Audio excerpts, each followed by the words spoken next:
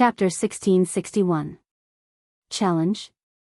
At this moment, all the magic shooters in Fairy Tale were startled. However, Xuanai only had eyes for Noah. She stared at Noah's face and said, "If I win, my lord must leave Fairy Tale and join Saber-Tooth." Before Noah could respond, Naz stood up. Interesting. Naz's eyes became extremely bright. The space around him began to fill with heat waves, causing the air to distort.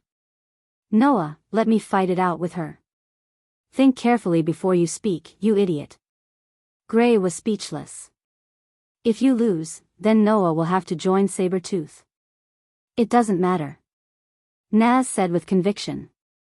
"In any case, I won't lose." Wait. No matter what, your opponent is still a Saber-Tooth sorcerer," Lucy hurriedly said. "If you accidentally lose, what will happen to Noah?"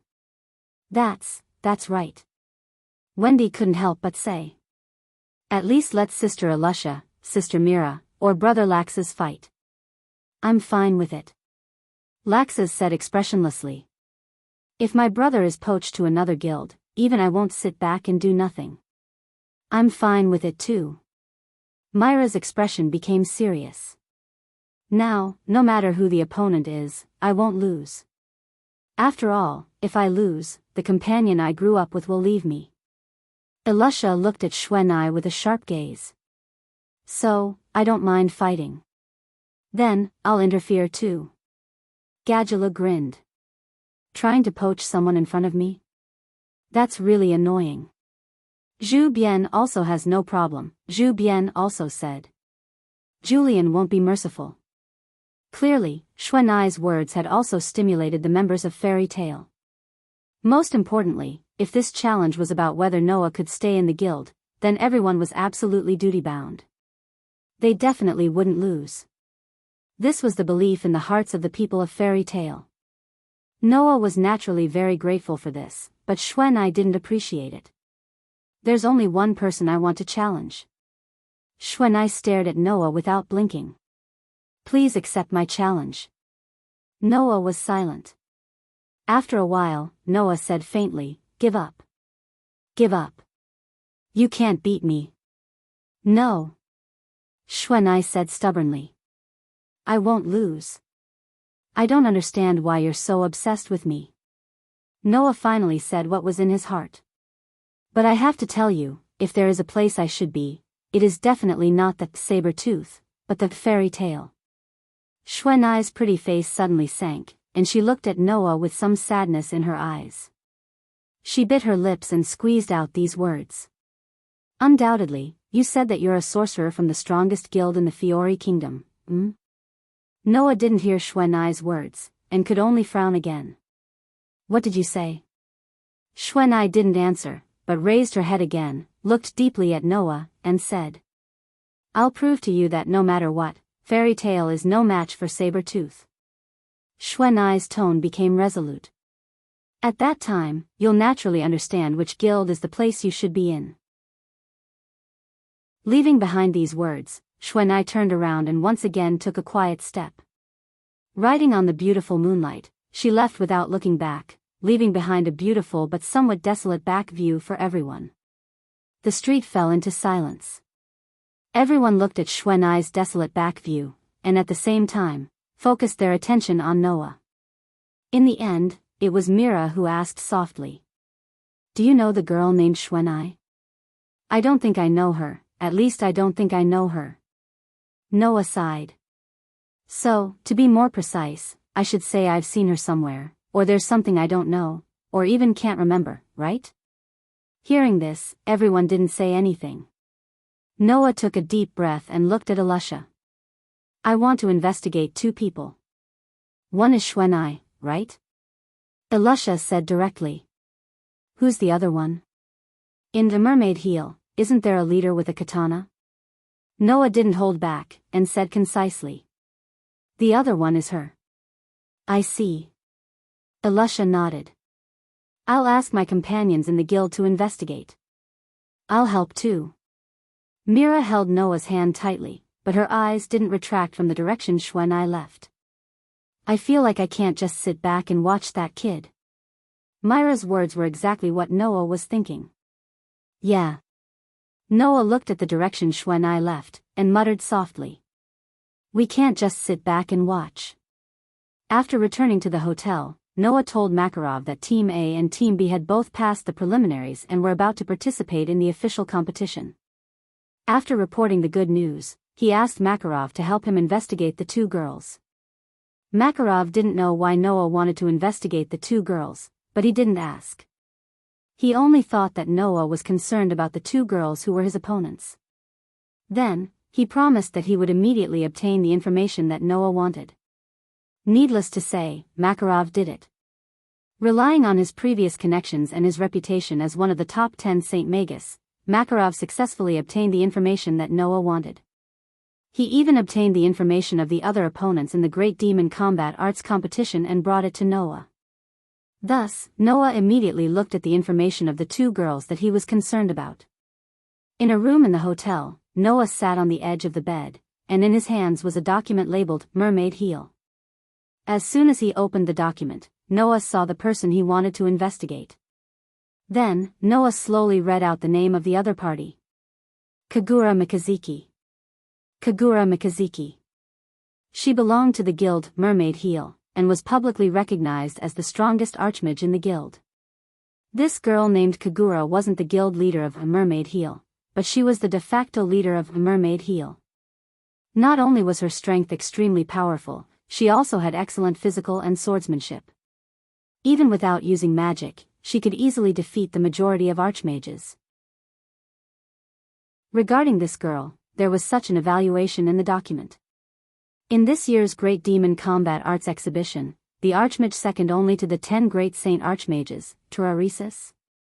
Noah muttered. Then, why would such a powerful archmage look at me like that? Noah didn't understand. If it was Yuno, Noah could still faintly feel that he had heard this name somewhere before, and that he should have seen her somewhere before. But for this girl named Kagura, Noah didn't feel the slightest bit of familiarity. Without a doubt, Noah definitely didn't know this person. But, why would a person he didn't know look at him like that? This feels really strange. Of course, compared to the strange feeling, Noah felt more of a headache. He attracted the attention of two girls for no reason, and they were very persistent, and he didn't know them. Anyone would feel like their head was as big as a bull. Oh right, there's another person wearing a cloak. Noah continued to flip through the document. In the next second, Noah saw a name and showed a startled expression. It's her. Chapter 1662. Noah didn't have any impression of Kagura from Mermaid Heel, so he was sure that he didn't know this girl. However, when Noah saw the name of the person who followed behind Kagura in the Mermaid Heel, who was wearing a black robe and looking at him with ridicule and mockery in the venue, he immediately remembered who that person was. So, she joined Mermaid Heel? Noah looked at the information in his hand, and his heart slightly moved. Could it be that Kagura has some relationship with her, so she acted like that to me? The more he thought about it, the more Noah felt that it was possible. Fortunately, it's not like I don't have any clues. This way, the investigation will be valuable. Of course, although Noah noticed Kagura's words, he didn't care that much. After all, when Kagura looked at Noah at the venue, rather than saying that she was persistent, it would be better to say that she was overly scrutinizing him. Compared to Kagura, Yukino's matter was more important.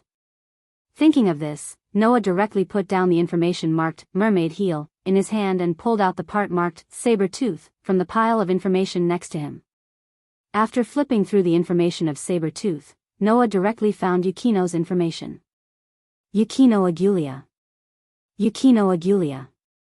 He belonged to the Saber Tooth and was a rather famous sorcerer in the Saber Tooth. As everyone knew, the guild known as Saber Tooth was just a small guild 7 years ago. Later on, they replaced a guild leader and brought in 5 powerful sorcerers. From then on, they soared to the sky and became famous in the kingdom of Fiori. After 7 years, Saber Tooth was now the most famous guild in the kingdom. Even excluding the 5 powerful sorcerers who were introduced to the guild and changed the situation of the guild, there was no longer a lack of strong sorcerers in the guild. And Yukino was a famous sorcerer who could be ranked in the top 10 of Saber-Tooth. According to the information, after the preliminaries of the Great Demon Martial Arts Exhibition, among the Saber-Tooth team that appeared at the venue, 4 of them were the archmages who had changed the name of Saber-Tooth.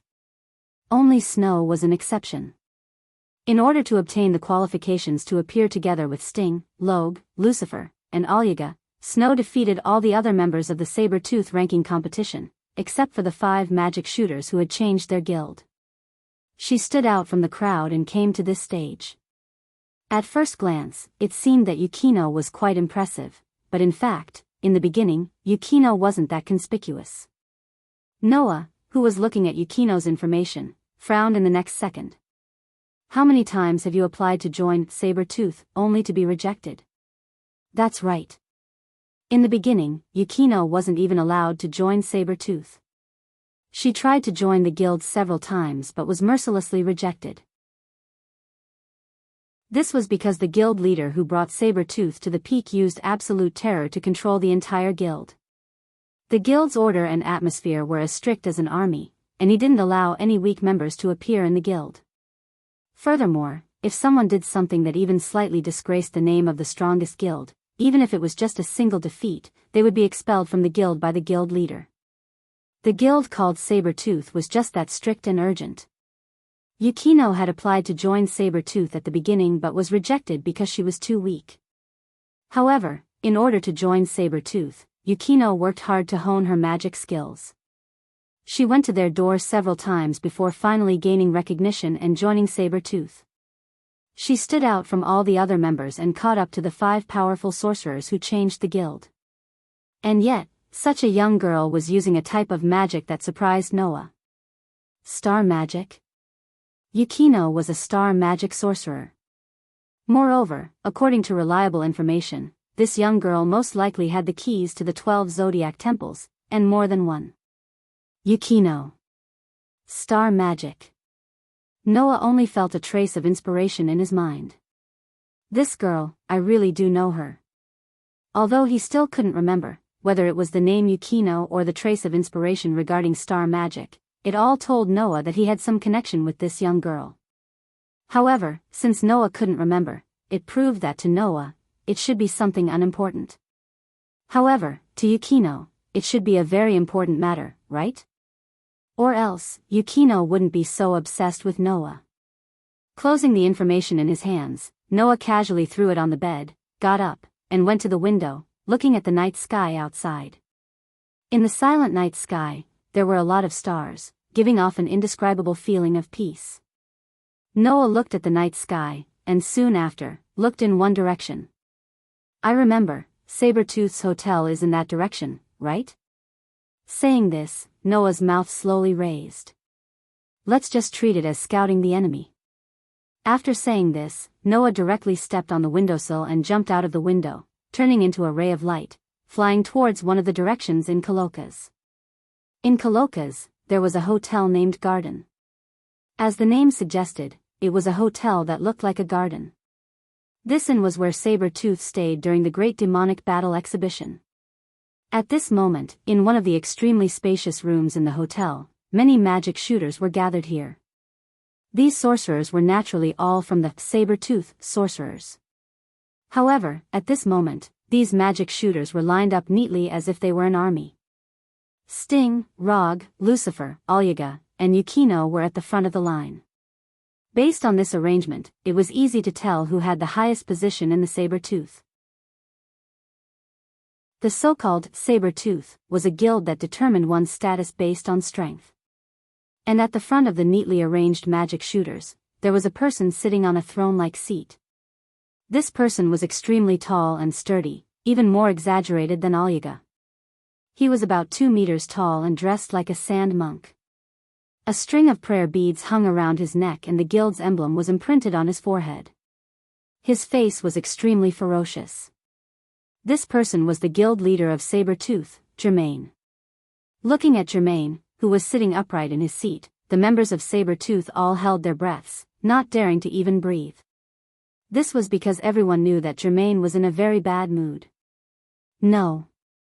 It should be said that he had already entered a state of rage. Second place? A low voice came out of Germain's mouth like a tiger's roar. The famous saber-tooth, that has always stood at the top, revered by countless people, looked up to by countless people, feared by countless people, because of a trashy guild that has been at the bottom for 10,000 years, now can only lower themselves to second place. Everyone's palms began to sweat. It had to be said that Germain's voice, filled with anger, was really too scary. Chapter 1663. In fact, Germain was in a very bad mood right now. Saber-tooth, the guild that was known as the strongest guild and stood at the peak of all the guilds in the kingdom, had actually placed second in the preliminaries before the official competition began. Germain could already imagine how many people would treat Saber-tooth as a joke when this news spread. Of course, this was only Germain's imagination. To the average citizen, the fact that Saber-tooth could only place second in the qualifiers was shocking. However, what was even more shocking was the fact that Fairy Tail was the one who took away Saber-tooth's first place. After all, Fairy Tail had always been at the bottom. This time, they had surpassed all the other guilds in the preliminary round and obtained first place. This would definitely cause a lot of people to be surprised. However, to say that Saber-tooth was a joke because of this would be overestimating Saber-tooth too much. It wasn't like Saber-tooth was the only team that was overtaken. There were so many guilds in the Fiori Kingdom, but all of them had been overtaken. Who would specifically laugh at Saber-tooth? However, Germain had treated the first place as something that was already in his bag. He thought that if this was taken away from him, others would definitely laugh at Saber-tooth. It could only be said that Germain had taken Saber-tooth's first place for granted. As such, when this fact was broken, Germain was so angry. The only guild that can make others look up to is Saber-tooth. It has always been like this.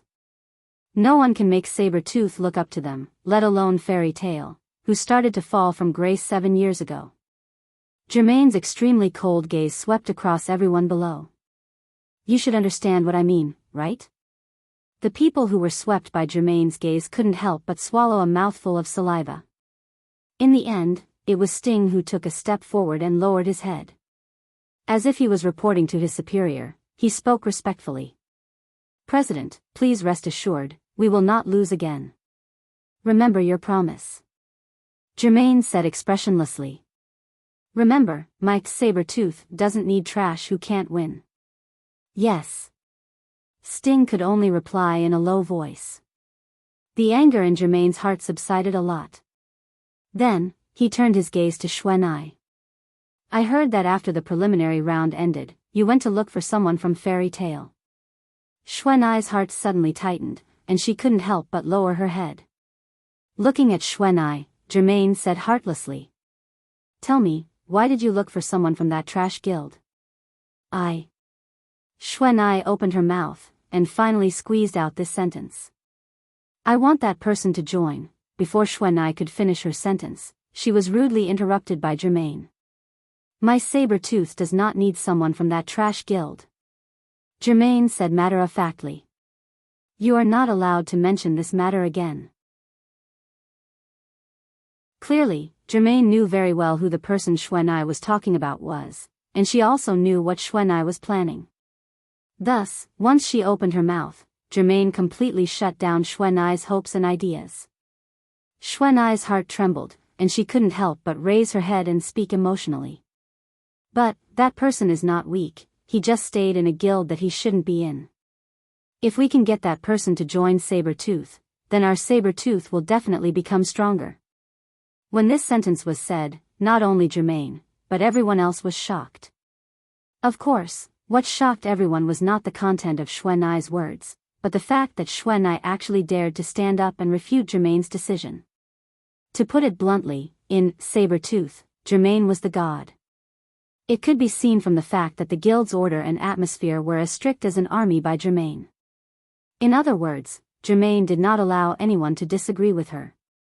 This person sincerely treated Saber-tooth as her personal property, and she could create it as she pleased. Under such circumstances, if someone disagreed with Germain, then even if it was not a death wish, it could only be said that they were overestimating their own strength. Thus, Germain's gaze was fixed on Xuanai, and she straightened her back like a tiger that got up. So you're saying that someone from a bottom-tier guild can change the entire saber-tooth, just like that? Xuanai bit her lips and spoke softly. I just think that person is not weak, not weak. Germain turned her head and looked at Lucifer. Lucifer, the person that Xuanai mentioned, what do you think? From the surface, I can't see his depth. Lucifer pressed down on his hat and answered truthfully. However, that person had killed a Saint Archmage 7 years ago. Even if he hadn't made any progress in the past 7 years, he should still be much more powerful than the average Archmage. That's what my memory says. Have you ever killed one of the 10 great Saint Grand Magi? Germain asked in a non-committal manner. That was only 7 years ago. However, you're right. Even if it was only 7 years ago, being able to kill a great Archmage Saint proves that he's stronger than the average trash. But, our saber-tooth does not need someone who can't keep up with the times. Germain glanced at Xuanai. In this year's Great Demon Battle exhibition, that Rock Iron Najula also appeared. If he can defeat Rock Iron Najula, then I can consider letting him join. When she said this, Germain's tone faintly carried a bit of sarcasm. It was clear that Germain did not think that Noah could defeat Jula. It wasn't just Germain. Even the rest of the members of Saber-Tooth had a look of disbelief on their faces. They all thought that this was an impossible matter. That was natural. Even if Germain was a dictator, even if she was confident, in front of the 5th Saint Archmage, she would not dare to say that she could surpass him. From Germain's point of view, Saber-Tooth was without a doubt the strongest guild in the game. As a member of this guild, no matter who it was, as long as they failed once, they had to be eliminated. In this great magic combat drill, the only opponent that Germain would allow her members to lose against was the 5th-ranked Grand Magus, Jura. Even the arrogant Germain believed that no one in the guild could defeat Turtledove and allowed them to fail. Needless to say, there was no one in the guild that could defeat Turtledove. Thus, Germain's words were pure mockery. In this regard, Xuanai naturally understood. She could only close her eyes, hide all her emotions, and no longer speak. The entire hall was silent. No one noticed. On the roof of the hotel, a person was lying on his back, looking at the night sky and listening to the conversation of the members of Saber-Tooth. Consider letting me join? Noah indifferently smiled. That smile was truly filled with sarcasm and ridicule. Looks like I have to show a little bit of my ability tomorrow and let these people know that the person they need to look up to is a tiger or a fairy. After saying this, Noah directly got up, turned into a ray of light, and flew into the sky, disappearing into the night sky. Chapter 1664. The next day. When the sky gradually brightened up, many residents of Coloccas had already woken up. These residents who had woken up were all heading to the dome to watch the Great Demon Martial Arts competition. Therefore, early in the morning, the streets of Coloccas were crowded with people. People walked in groups of 2s and 3s, and as the tide of people surged, they began to move towards the dome. These people who were able to go to the dome to watch the Great Demon Martial Arts competition were very lucky people who bought tickets. After all, although the dome wasn't small, it couldn't hold the entire population of Coloccas, let alone those who came from all over the kingdom and even the mainland. Therefore, the existence of tickets was a matter of course. As for those who couldn't buy tickets, they could watch the live broadcast from other places. For an annual festival like the Great Demon Martial Arts competition, no matter which pub, which hotel, or even the streets, one could watch the live broadcast. These people didn't need to wake up so early, so they continued to lie in their beds and sleep comfortably. However, that didn't mean that they would sleep for long. Bang bang bang bang. In the sky above the dome, the sound of firecrackers and fireworks kept echoing in the air. Balloons were released from the venue and floated into the sky. Combined with the firecrackers and fireworks everywhere, the scene couldn't be described as not lively. As the audience entered the venue, the atmosphere of the entire venue gradually heated up. Cheers. It was noisy. Firecrackers and fireworks. All kinds of voices were mixed together, making the entire scene seem like a festival, bustling with noise and excitement. On the rostrum of the venue, there were 3 people sitting side by side. The person in the lead picked up the microphone and gave a passionate speech to the entire venue. Hello everyone, I am Chabadi Laura. I would like to extend my greetings to everyone from all over the kingdom. The audience immediately cheered enthusiastically, causing Chapati Lola to cough involuntarily. His tensed-up face was about to relax as he pointed to the side of him. In this year's Great Demon Combat Arts Competition, I will be in charge of giving you a live report. The person in charge of commentating is the former member of the Senate. It is said that he is also one of the 10 great Saint Magi who has returned after missing for 7 years, Mr. Yajma, a close friend of Makarov Dolia. Sitting beside Chabadi was the counselor who had met Noah once in the council and had a good relationship with Makarov Ajima. Back then, after the commotion at the Paradise Tower, the council was disbanded due to various reasons. Now, the new council was responsible for maintaining the peace of the magic world. After that, Yajma also stepped down from his position as a counselor and opened a restaurant as a chef. Now, Yajma was invited to be the commentator of the Great Demon Combat Arts Competition, but he was still wearing a chef's outfit and waving to everyone with a benevolent expression. In addition to me and Mr. Yajma who are in charge of commentating, during the Great Demon Combat Arts Competition, we will invite a guest every other day to watch the competitions of the Magic Guide Guild with us. Chabadi's voice was still enthusiastic. On the first day, the guest we invited is the cover girl of the Magic Weekly, a top model we are familiar with, Miss Jenny of Blue Pegasus. Following Chabadi's words, on the rostrum, sitting next to Yajma, a beautiful girl wearing a princess-style dress with long, light blonde curly hair tied into a ponytail raised her hand and waved to the audience. The audience immediately burst into cheers that were even more enthusiastic than before, causing Jenny to beam with joy. It seems that Mr. Yajma and Miss Jenny are very famous. Here, I might as well interview the 2 of you for everyone. Chabadi understood the atmosphere very well and asked Yajma who was next to him. Mr. Yajma, as a former counselor, in your professional opinion, which guild is more worthy of our expectations in this Great Demon Combat Arts Competition? If I have to say, actually, every guild is very worthy of everyone's expectations. Yajma nodded leisurely. But, personally, I am more looking forward to Fairy Tale. Oh. Is that so? Chabadi said in surprise. But, didn't Fairy Tale always end up at the bottom of the list in the past? You also said that that was in the past. Yajma laughed. In this year's Great Demon Combat Exhibition, the main force members who had been missing for 7 years will also appear. Back then, these members were all very powerful archmages. Now that they have returned after 7 years, what kind of performance will they bring? I am very much looking forward to this. So that's how it is. The dark horse is indeed very worthy of people's expectations. Chabadi nodded and turned to ask Jenny who was next to Yajma. Then, which guild does Miss Jenny think is likely to win? Of course, it's Blue Pegasus. Jenny said without any hesitation. This year, we came to win.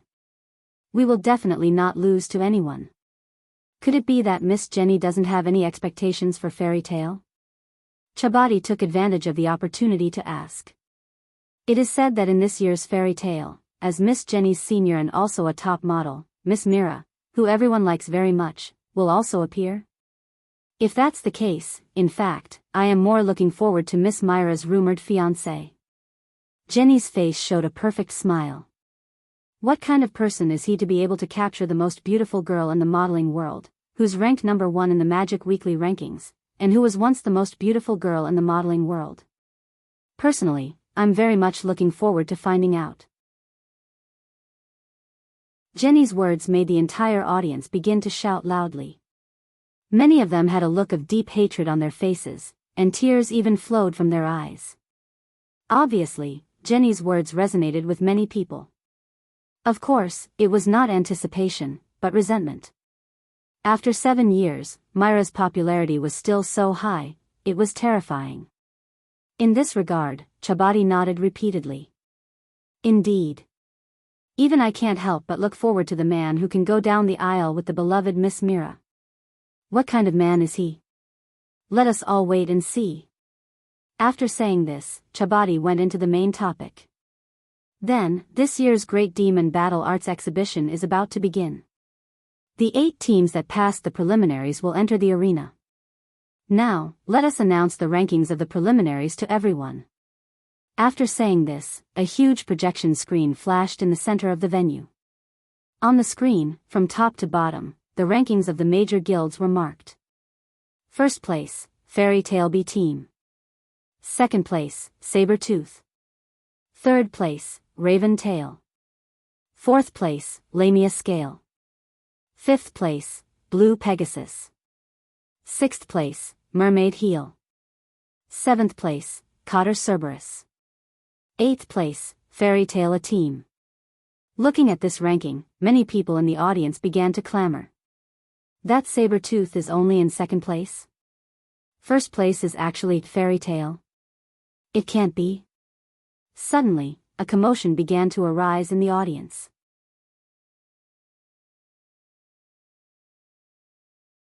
Chapter 1665. For a moment, the entire space of the venue was filled with confused and surprised noises from the audience. Moreover, when they saw that Fairy Tale had actually been selected for 2 teams, everyone was even more surprised and rowdy. As if he had already expected this scene, Chabadi held the microphone tightly and spoke to Yajima. It seems that the results of Fairy Tale have surprised everyone. Mr. Yajima, what do you think? I can only say that Fairy Tale really didn't let me down. Yajima looked very satisfied. I believe that after this, Fairy Tale will definitely show us her former glory and strength, and let everyone acknowledge her. That's true. Chabadi nodded and looked at Jenny. Then what do you think, Miss Jenny? Well, I don't think everyone needs to be so surprised. Jenny said with a smile. It doesn't matter what kind of guild it is. If it can make the Great Demon Battle Arts Exhibition more exciting and lively, wouldn't that be great? As expected of Mr. Yajima and Miss Jenny. I can't help but admire their views. Chabadi raised his voice. So, I ask the audience to look forward to the performance of the former king, our Fairy Tale. The conversation between the 3 people on the rostrum made the audience in the auditorium stop their noise and began to cheer in agreement. It had to be said that this live reporter called Chabadi really had some skills.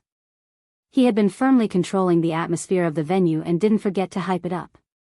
No wonder he was selected as the live reporter of the annual Great Demon Battle Arts Exhibition.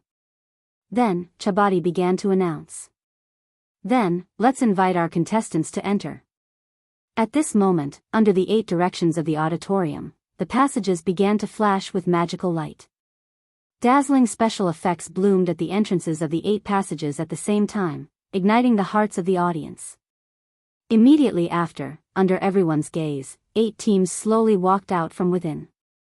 Oh oh oh oh oh. Loud and clear cheers soared into the sky, shaking the atmosphere. At the entrance of one of the passages, Noah led Mira, Julian, Gadjaloo, and Laxus forward on foot. Looking at Noah, who was leading the 4 people forward, many people in the spectator seats began to discuss spiritedly. Is that Miss Myra's fiancé? He doesn't look that good. However, his aura is not bad. Is he the one who led Fairy Tale's team and got first place in the preliminaries? Isn't the person beside him Miss Mira? Looks like it's him. Noya, who could clearly hear the discussions coming from all directions, couldn't help but feel somewhat helpless. Noah, who was waiting for his turn in the contestant area, naturally heard the conversation between the 3 people on the rostrum. At this moment, even Noah couldn't help but feel sorrowful. Of all the people, why did you mention me? Undoubtedly, one of the 10 saint magicians was also a contestant. In terms of fame and popularity, it should have been him. Of course, in terms of fame and popularity, Mira was not inferior to Jula. If it weren't for the 7-year gap, which gave Mira a chance to appear in front of the public, her fame and popularity would have been much higher than Jula's. Now, Because of this fame and popularity, Noah directly became the most conspicuous existence. Everyone pointed their spears at the man who had won over such a famous and popular supermodel. Haha. Mira seemed to be very happy. Her eyes narrowed as she smiled. Noah is really popular. Really? Noah glanced at Mira grumpily. I just don't know who it is because of. Mira smiled and ignored Noah's grumpiness. Looking at the audience who were pointing at Noah, she mischievously hugged Noah's arm and intimately snuggled up to him. Oh. This time, the audience no longer burst into cheers. Instead, it stirred up a burst of cries and howls as if they had been stimulated. All of them were shedding tears of blood. All of them focused their eyes full of anger, jealousy, and resentment on Noah. At this time, Noah really had the urge to turn around and leave. At that moment, Noah sensed an extremely strong gaze being cast on him. There were 4 different gazes. One of them actually came from the armored man from Raven Tail. As early as last night, Noah had read the information of all the other guilds except Fairy Tail. The name flashed in his mind. Alexei. Fairy Tail's Noah Dole. Alexei stared at Noah and whispered in a low voice. I will definitely obtain the illumined starlight. Other than Alexei, the other 3 gazes were from 3 different guilds. One was Yukino from Saber-Tooth. One was Kagura from Mermaid Heel. The 2 girls had been showing excessive attention to Noah since yesterday. Therefore, Noah wasn't surprised at all by his performance. Instead, it was the last gaze that made Noah a little surprised. That line of sight came from Lamia Scale. The owner of the gaze was Tura. 7 years ago, I could only look at your back and offer you my respect. Tura had a smile full of fighting spirit on her face. For 7 years, I have been training. Sir Noah, I look forward to fighting with you. Hearing this, Noah raised his eyebrows and suddenly smiled. When the time comes, I won't be merciful. Tura did not say anything and only showed a satisfied expression. The other guilds also more or less showed a certain degree of attention to Noah, but it was not as intense as the 4 above. Under such circumstances, Chapati's voice began to sound. Then, I will now explain the rules of the Great Demonic Martial Arts Exhibition. Following Chapati's voice, the ground in the center of the venue suddenly shook. In the next second, the gravel began to be pushed away, and a huge stone tablet rose from the ground. With a boom, it stood in the middle of the venue. Everyone raised their heads and looked in the direction of the stone tablet.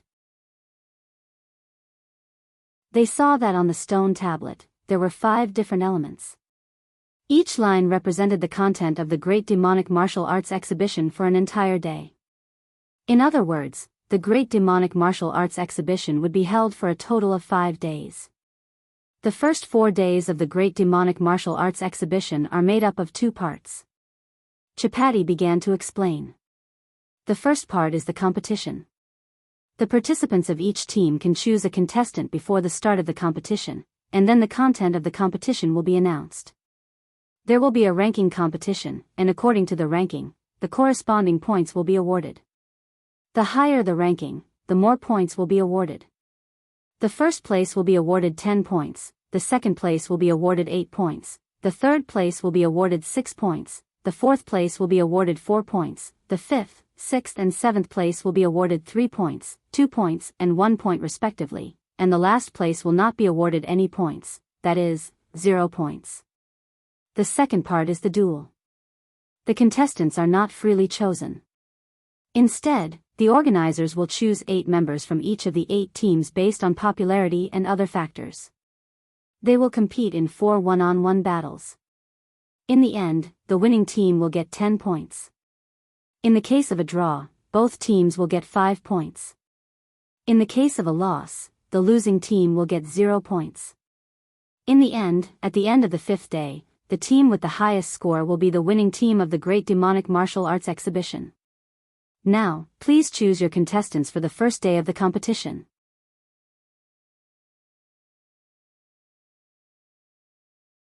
Chapter 1666.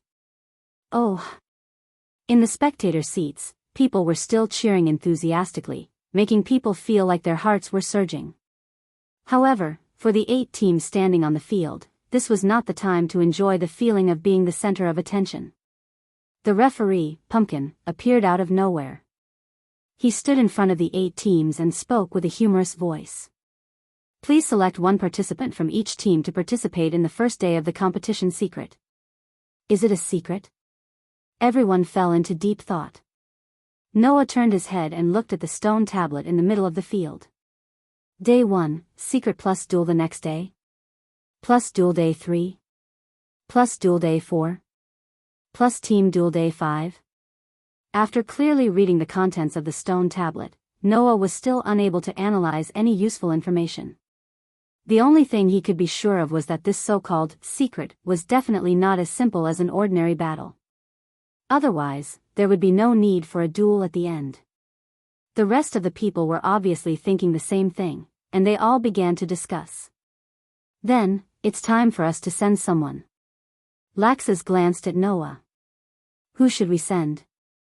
The details of the competition will only be announced after the contestants have been sent out, Mira said. However, from the point of view of the theme of concealment, this time's competition shouldn't have anything to do with a direct confrontation, but rather with concealment, right? Then I won't appear. Gadula dug his ears, looking bored. I'm not good at doing sneaky things. Noah also frowned. If the Gate of Babylon was still around, no matter what kind of competition it was, Noah would be able to deal with it. But now, his authority was being upgraded, and the Gate of Babylon was left in the space between worlds to defend against the invasion of the Shadow. With Noah's current means, he was not very good at things like concealment. If that's the case, why don't we send Zhu Bian? Zhu Bian volunteered and raised his hand. Zhu Bian can change his form and turn into water, maybe he can play a role in concealment.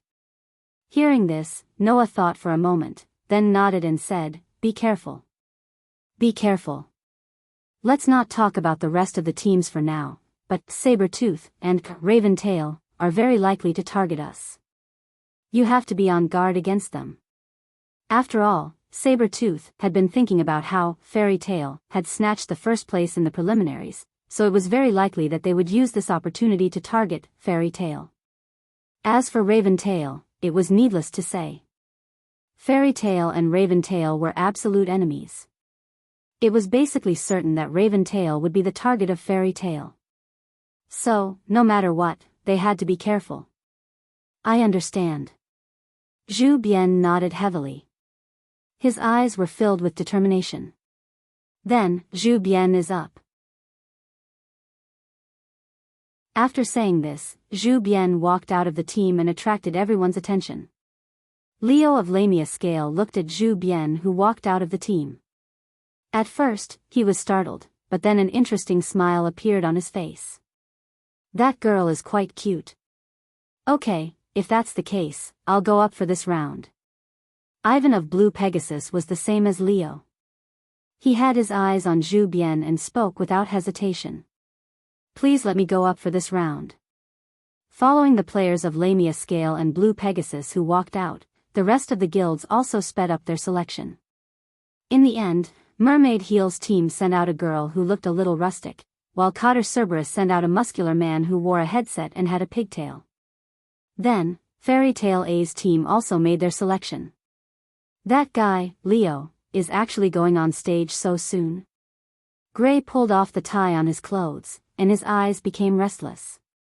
If that's the case, I'll go up for this round. Be careful, Elusha gave the same advice as Noah. Saber-Tooth and Raven-Tail will most likely target us. Don't be careless. I know, Gray nodded, then walked out of the team. Thus, only Saber-Tooth had not sent out a contestant yet. It seems that the people who are going up are all people that I don't remember. Lucifer flicked the hat on his head and smiled very elegantly. Then I'll go get to know them and record their names. Justin, Roger, and Olga naturally did not have any objections. After all, none of the people that they cared about had gone up yet.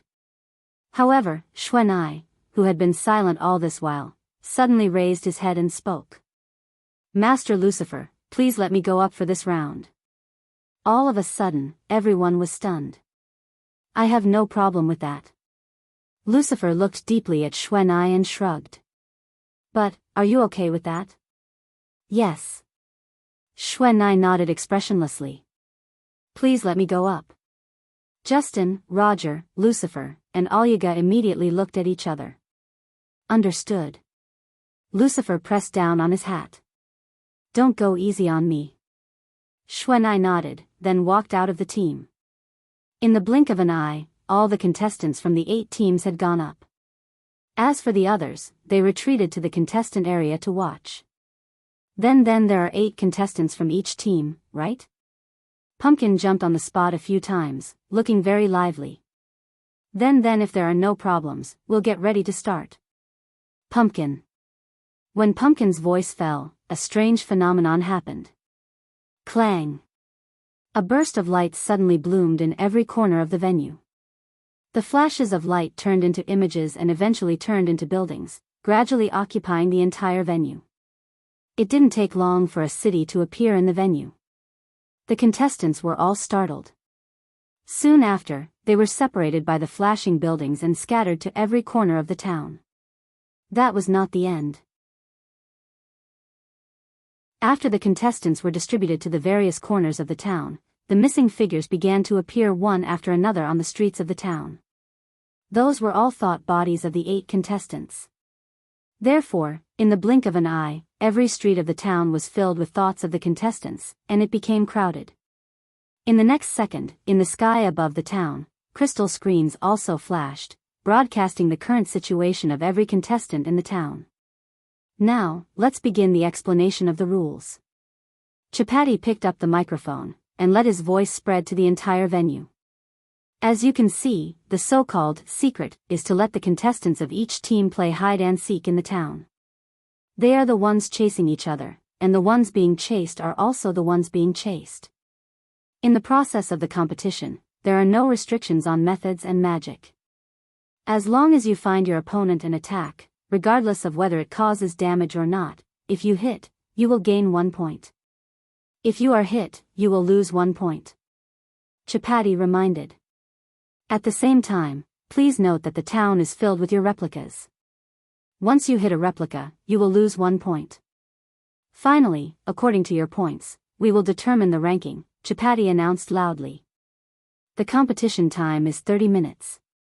Now, the first day of the Great Demon Combat Arts Competition, the secret competition, begins.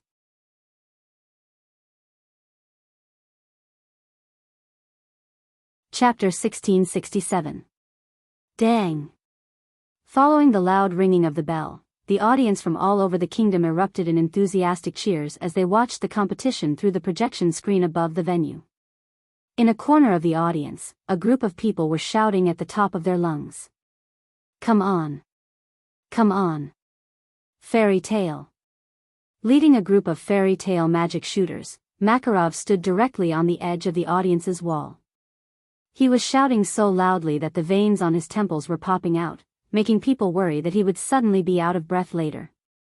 However, under the leadership of Makarov, the group of fairy tale magic shooters yelled tirelessly, cheering for Gray and Julian. In the contestant area, the 2 teams belonging to Fairy Tale were also watching the projection screen, looking forward to the results of the competition. Perhaps because of Noah and Alusha's instructions, Gray and Julian didn't appear too conspicuous after learning the rules. Instead, they immediately rushed into the large crowd of projections on the street, blended into the crowd, and completely disappeared. Not only Gray and Julian, but the contestants of the other teams also understood tacitly and blended into the crowd, using their projections to hide their whereabouts. This was the true meaning of concealment. The members of each team needed to take advantage of the terrain and the crowd to hide their whereabouts, and at the same time, they needed to find their opponents in the vast crowd and give them the right blow. If they hit the real body, they would gain points. If they were hit, their points would be deducted. And if they hit the clones, their points would also be deducted.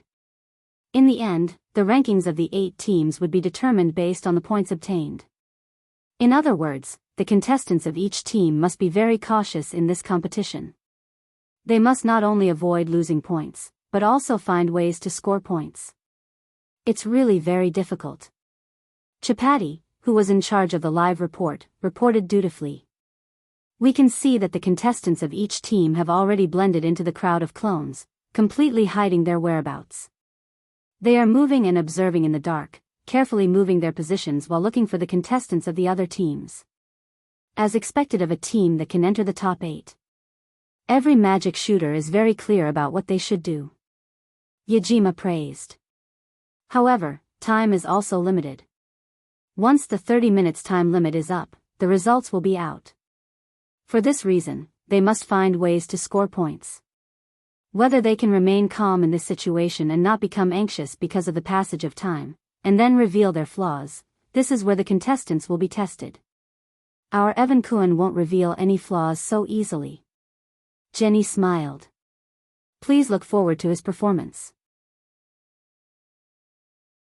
While the 3 people on the rostrum were passionately discussing the situation, the sharp-eyed Chapati suddenly noticed the situation on one of the projection screens.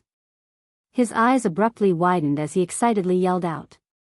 That's Snow Agulya from Saber-Tooth. The magic shooter of the most powerful guild has finally started to move. Chapati's words attracted everyone's attention to the projection screen that was broadcasting Snow Agulya. Following that, everyone began to clamor. There was no other reason. The girl named Snow Agulya didn't hide at all. Instead, she stood openly on the top of the bell tower in the center of the town, and her snow-white coat fluttered in the howling wind. She didn't hide.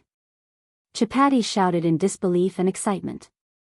Is this the calmness of the most powerful guild? Everyone in the audience burst into astonishing cheers. In the contestant area, Noah also gazed at this scene, and his eyes flickered. Hugh dash. A gust of wind blew by, bringing coldness that was enough to deprive people of their body temperature into this space. Standing on the top of the bell tower, Snow Agulya looked down and closed her eyes after a while. At this moment, the memories that were firmly engraved in Snow Agulya's mind began to replay. For Snow Agulya, it was a memory from 7 years ago. The location of the memory was Magnolia. However, it was only a small alley in Magnolia. At that time, Snow Agulya was just a vagrant. She didn't have anyone she could rely on.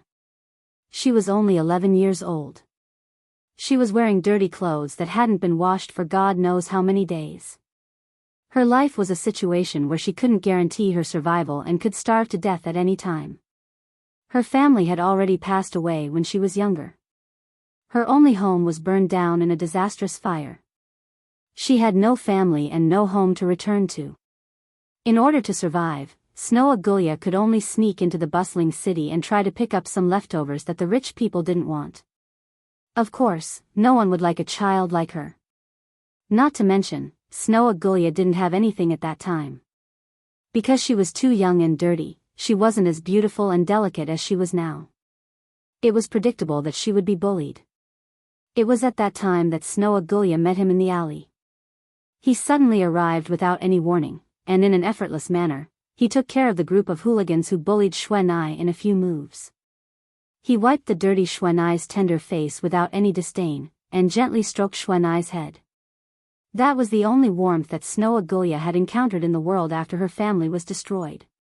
From then on, Snow Agulya was destined to never forget this person. She still remembered that at that time, the young Snow Agulya asked that person so innocently. Why are those bad people so afraid of you, sir? The man seemed to be surprised by Snow Agulya's question, but he continued to gently stroke Snow Agulya's head while saying so. They are afraid of me because I am a sorcerer. Sorcerer. Snow Agulya knew this term. Because it was a name for a certain group of people who could use magic. For a child, magic was no doubt a mystery that was yearned for. Therefore, at that time, the man who saved Snow Agulya and gave her warmth, and was also a sorcerer, touched Snow Agulya's heart. Sir, are you a sorcerer? That's right, and you are a sorcerer from the strongest guild in the Fiori Kingdom. The strongest guild. Sorcerer. Guild. It was a place where many sorcerers gathered. In other words, it was a place that every child who yearned for magic yearned for. The man was not only a sorcerer, but also a member of the strongest guild in the Fiori Kingdom. Because of this, the man had the qualifications to be regarded as an idol by the children. Snow Agulya was no exception. With all these factors added together, the man's image in Snow Agulya's heart became extremely high. After that, the man left Snow Agulya a large sum of money that was unimaginable to Snow Agulya at that time, and a key. A Star Soul key. Use it well. I hope that the next time we meet, you will have become a great sorcerer. After leaving this sentence, the man left. However, in Snow Agulya's heart, the man stayed forever and could never be forgotten. From then on, Snow Agulya decided. In the future, I want to join the strongest guild and become a sorcerer in the strongest guild. In order to achieve this wish, Snow Agulya trained hard and found out the name of the strongest guild in the Fiori Kingdom. That was the Saber-Tooth. Thus, Snow Agulya joined this guild. However, after joining this guild, Snow Agulya found out that her wish was so laughable.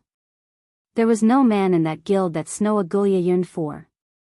Later on, Snow Agulya found out that the man's guild was not the Saber-Tooth, but another guild that was once the strongest.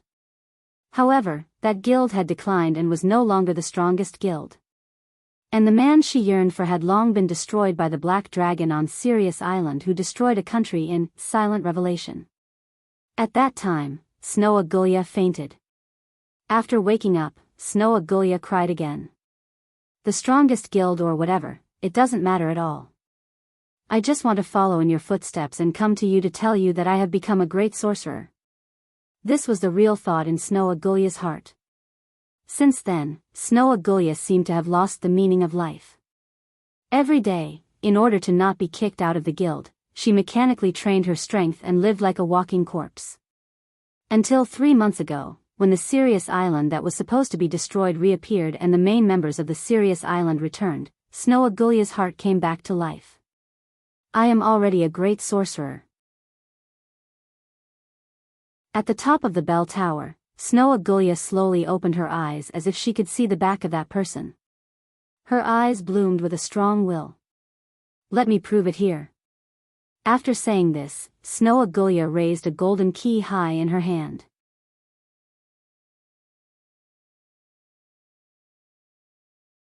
Chapter 1668. Just as Xuanai raised the golden key high up, Lucy, who saw this scene from the projection, couldn't help but cry out in surprise. Isn't that the key to the 12 ecliptic gates? Star Elven key? Elusha stared at Xuanai on the projection screen and spoke in a low voice. Is that Xuanai also a Star Elven Archmage? Noah, who also saw this scene, narrowed his eyes. Sure enough, there is the key to the 12 ecliptic gates. Under everyone's gaze, Xuanai's entire body flickered with starlight like magic. The Star Elven key that was raised high up blossomed with radiance. Open.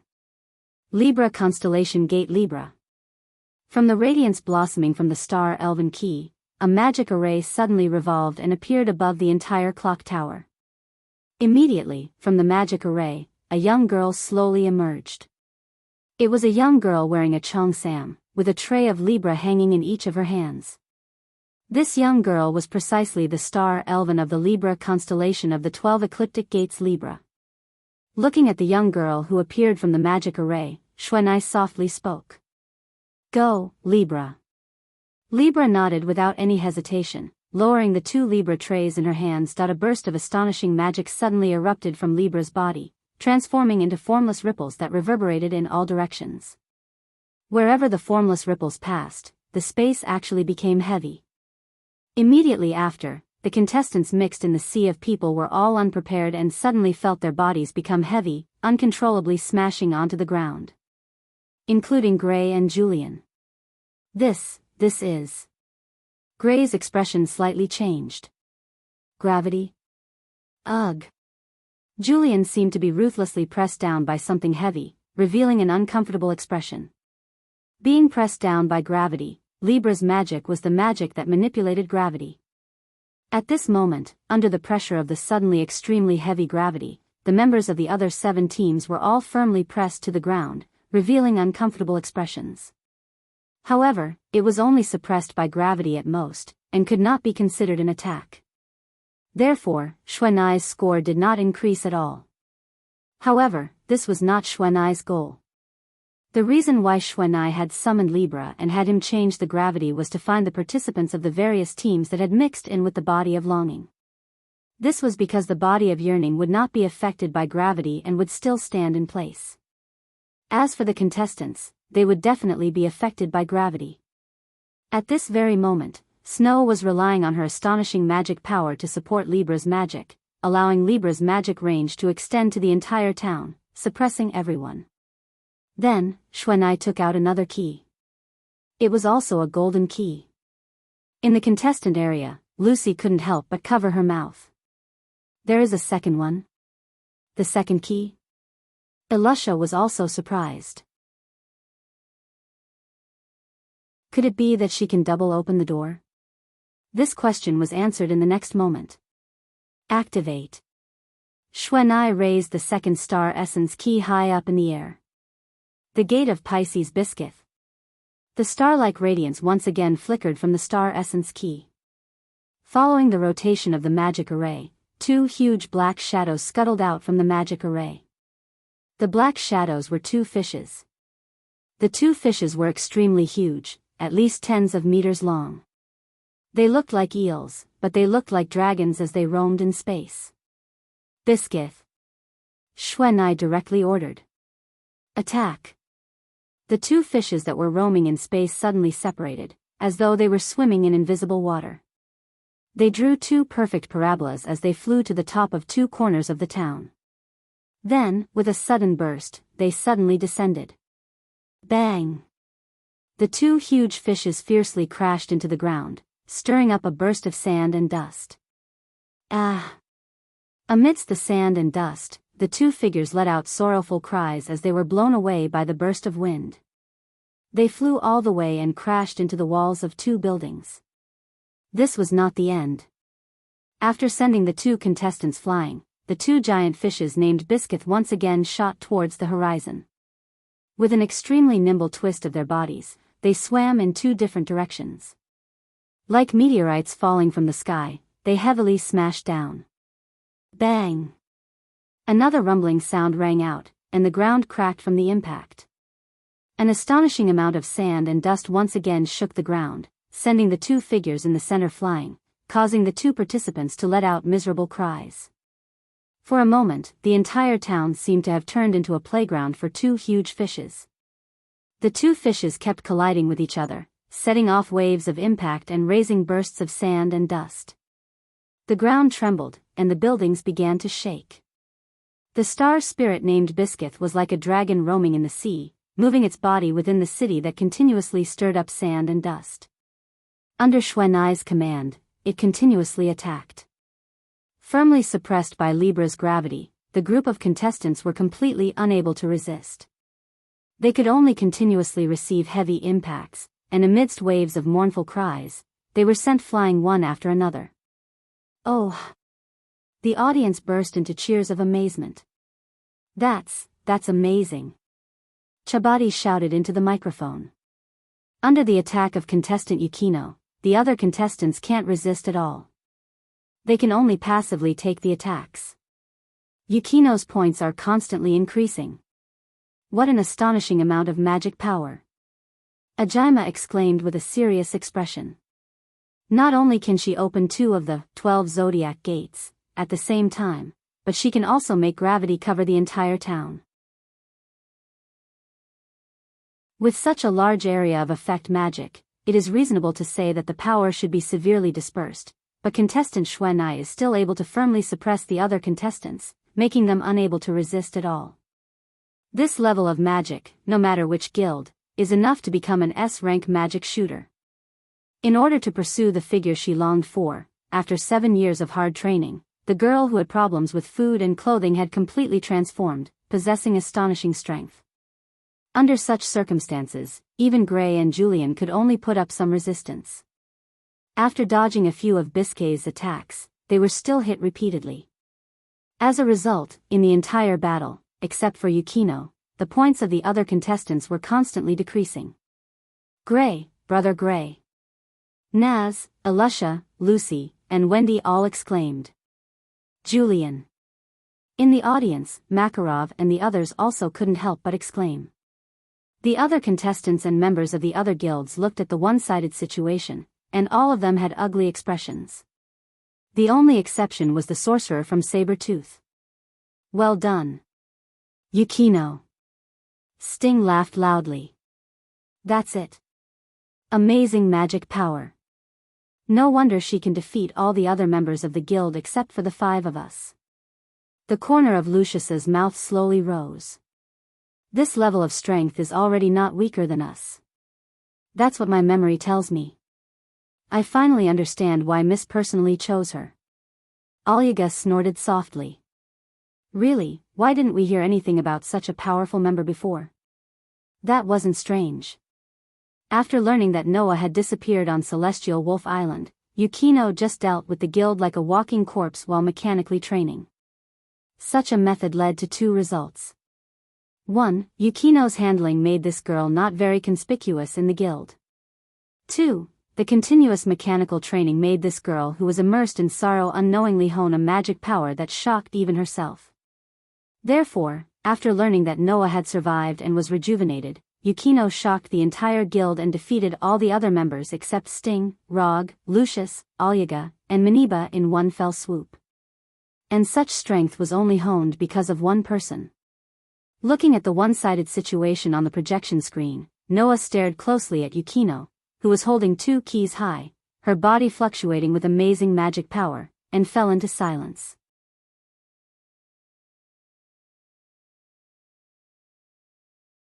Chapter 1669. Dang dang dang dang. When the bell that signified the end of the match rang, Chapati's voice echoed throughout the entire venue. Time's up. The match is over. A crystal screen flashed in mid-air, showing everyone the points that each team obtained in this match. Saber-Tooth, 77p. Lamia Scale, -4p. Raven Tail, -6p. Fairy Tail A Team, Fairy Tail A, -7p, Fairy Tail B Team, Fairy Tail B, -9p, Blue Pegasus, -14p. Mermaid Heel, -17p. Cotter Cerberus, -20p. Looking at the score, the audience burst into cheers. As for the other guilds, they were all silent. On the score table, other than Saber-Tooth, the other guilds had negative points. Moreover, these negative points added up to -77 points, which offset the points that Xuanai had obtained. What did this mean? It meant that Xuanai had obtained all the points from the other teams. In the process, Xuanai did not hit the duplicates once, nor did she get hit once. Her points did not decrease at all. This match was completely Xuanai's specialty. Without a doubt, in this match, Xuanai has obtained an overwhelming victory. Chapati reported to the audience. According to this ranking, the 8 teams have also obtained the corresponding points, and the guild rankings have been changed. The current rankings are as follows. First place, Saber-Tooth, 10p. Second place, Lamia Scale, 8p. Third place, Raven Tail, 6p. Fourth place, Fairy Tail A Team, 4p. Fifth place, Fairy Tail B Team, 3p. Sixth place, Blue Pegasus, 2p. Seventh place, Mermaid Heel, 1p. Eighth place, Cotter Cerberus, 0p. After the first match, our Saber-Tooth has finally obtained the first place, followed by Lamia Scale. The secret tournament has finally ended. Under Chapati's report, the town and the venue gradually disappeared like a phantom. In the town, the 8 contestants were all teleported out. Moreover, the moment they appeared, 7 of the contestants were kneeling on the ground, constantly gasping for breath. Their bodies were either covered in dust or full of wounds, looking very pathetic. Only Xuanai, who was completely unharmed, stood in the cold wind, looking delicate and beautiful. That fellow. Gray raised his head and stared at Xuanai with an ugly expression. Zhu Bian. Since he did not have the strength to retaliate. Zhu Bian bit his lips. Who exactly is that Xuanai? I have never heard of her before. Li Ou's face was also somewhat ugly. Of course, Gray, Zhu Bian and Li Ou were still considered good. At least they dodged the attacks of the Pisces constellation star spirits a few times, and did not let their points fall too far behind. But the three of them did not have the opportunity to obtain points under the dual suppression of Pisces constellation and Libra constellation. In the end, in the entire competition, other than Xuanai, the rest did not obtain any points, and could only passively dodge and endure Xuanai's attacks, allowing Xuanai to continuously obtain points. Right now, other than Xuanai, the rest of the contestants were only ranked based on their ability to resist and dodge. So, everyone's face was extremely ugly. To this, Xuanai only silently raised her head, and looked in one direction. In the next moment, the two gazes met in midair. Noah looked at Xuanai, who was staring at him, and saw the determination in her eyes, but did not say anything. Noah's intuition told him. Even if it was only at this time, he must definitely pay attention to this girl, and take in this girl's performance in his eyes. Otherwise, it would definitely shatter the heart of this girl who seemed strong, but was actually very fragile, and would never be able to recover. On the side, Mira tightly hugged Noah's arm and said softly, "That child is really strong." Xuanai was indeed very strong. As a star spirit archmage, Lucy could not be compared to Xuanai at all. Even the original angel could not compare to the current Xuanai. Just like what Yajima said. This girl, no matter which guild she was in, had the ability to become an S-rank archmage. If she continued to train, in another 1 or 2 years, it would not be difficult to surpass the current Alusha and Mira, right? Xuanai Agulia. Noah muttered to himself. Very good, I will remember you. Not knowing if it was because she heard Noah's voice, Xuanai's eyes rippled a little.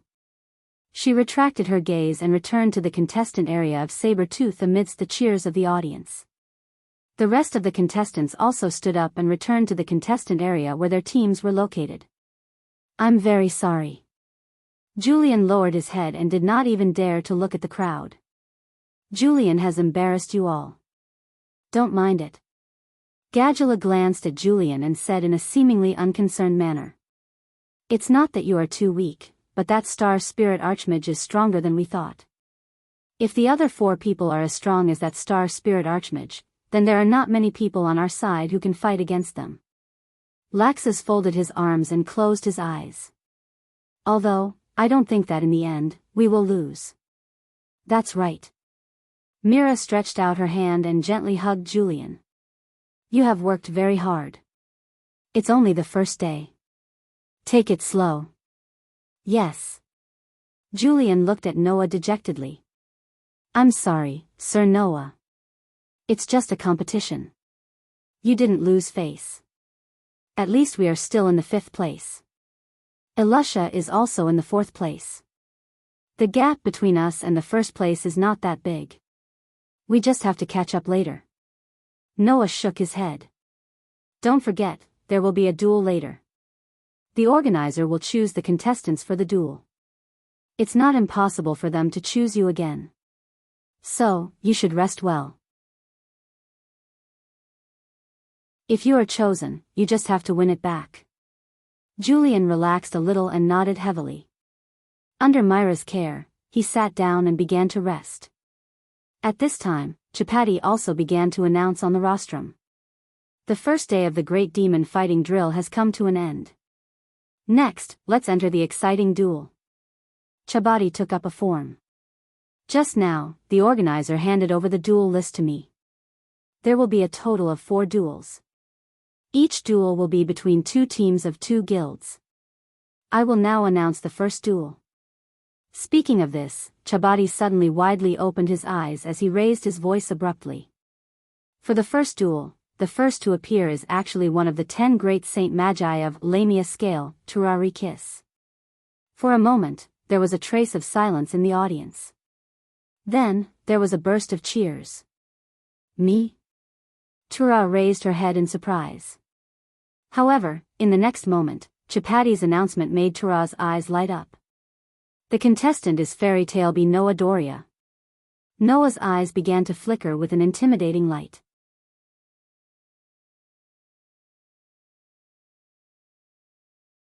Chapter 1670.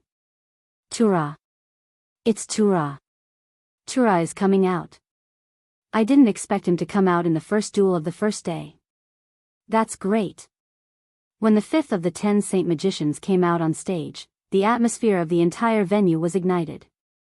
At this moment, the audience in the entire venue let out excited shouts. Tura Tura Tura Tura.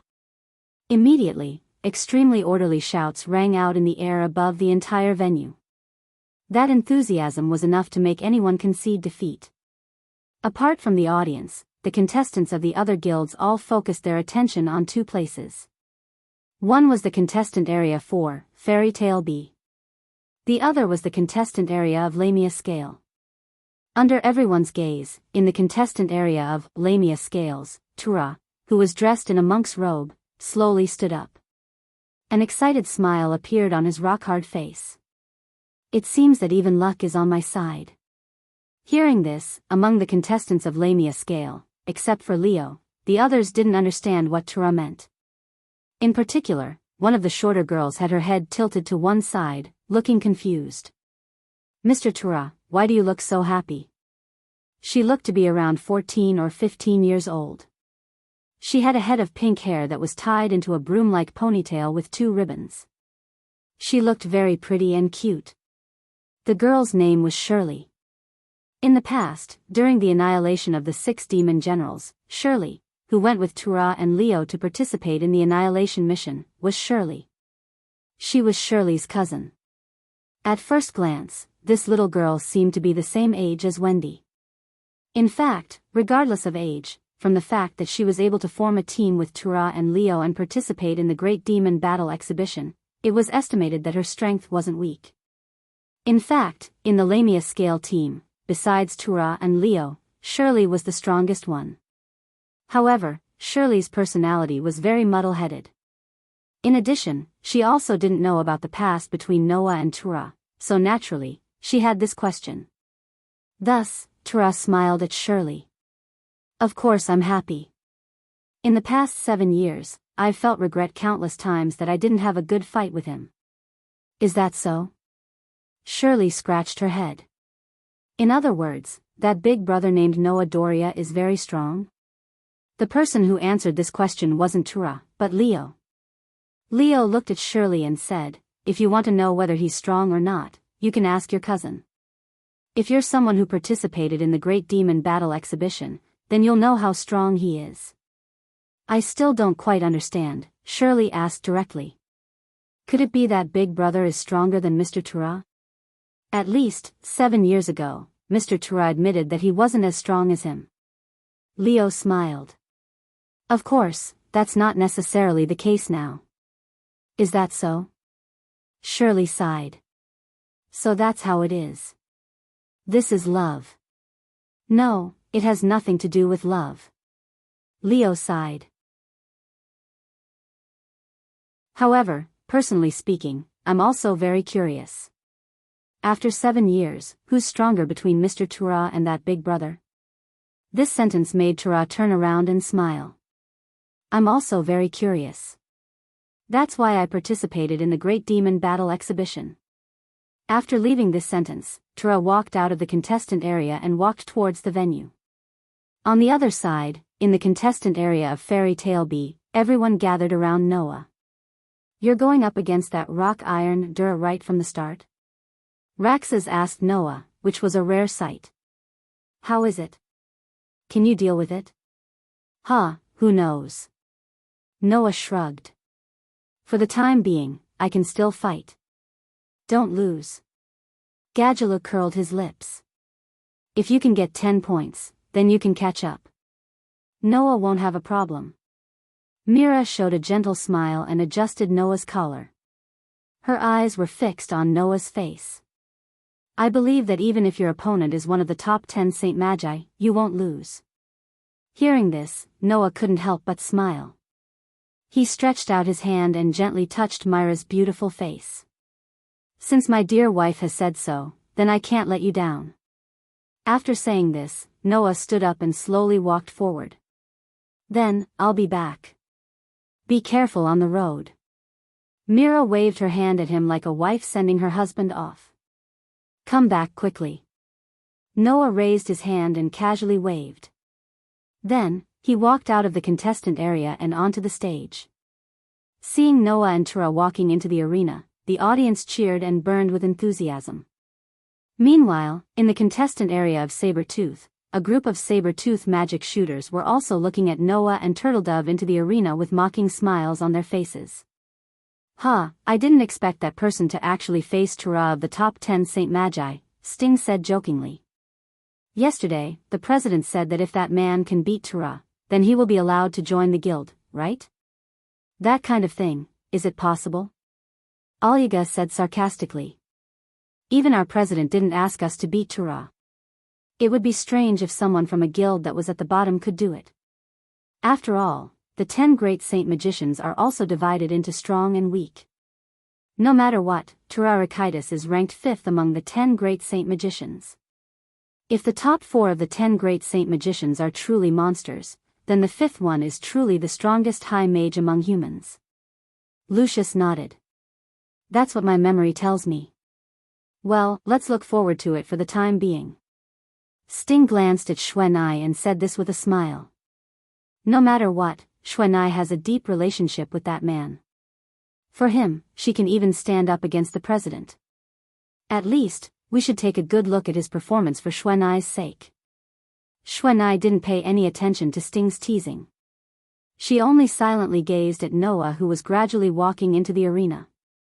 Perhaps, even Xuanai herself didn't notice. Her heartbeat had already begun to accelerate.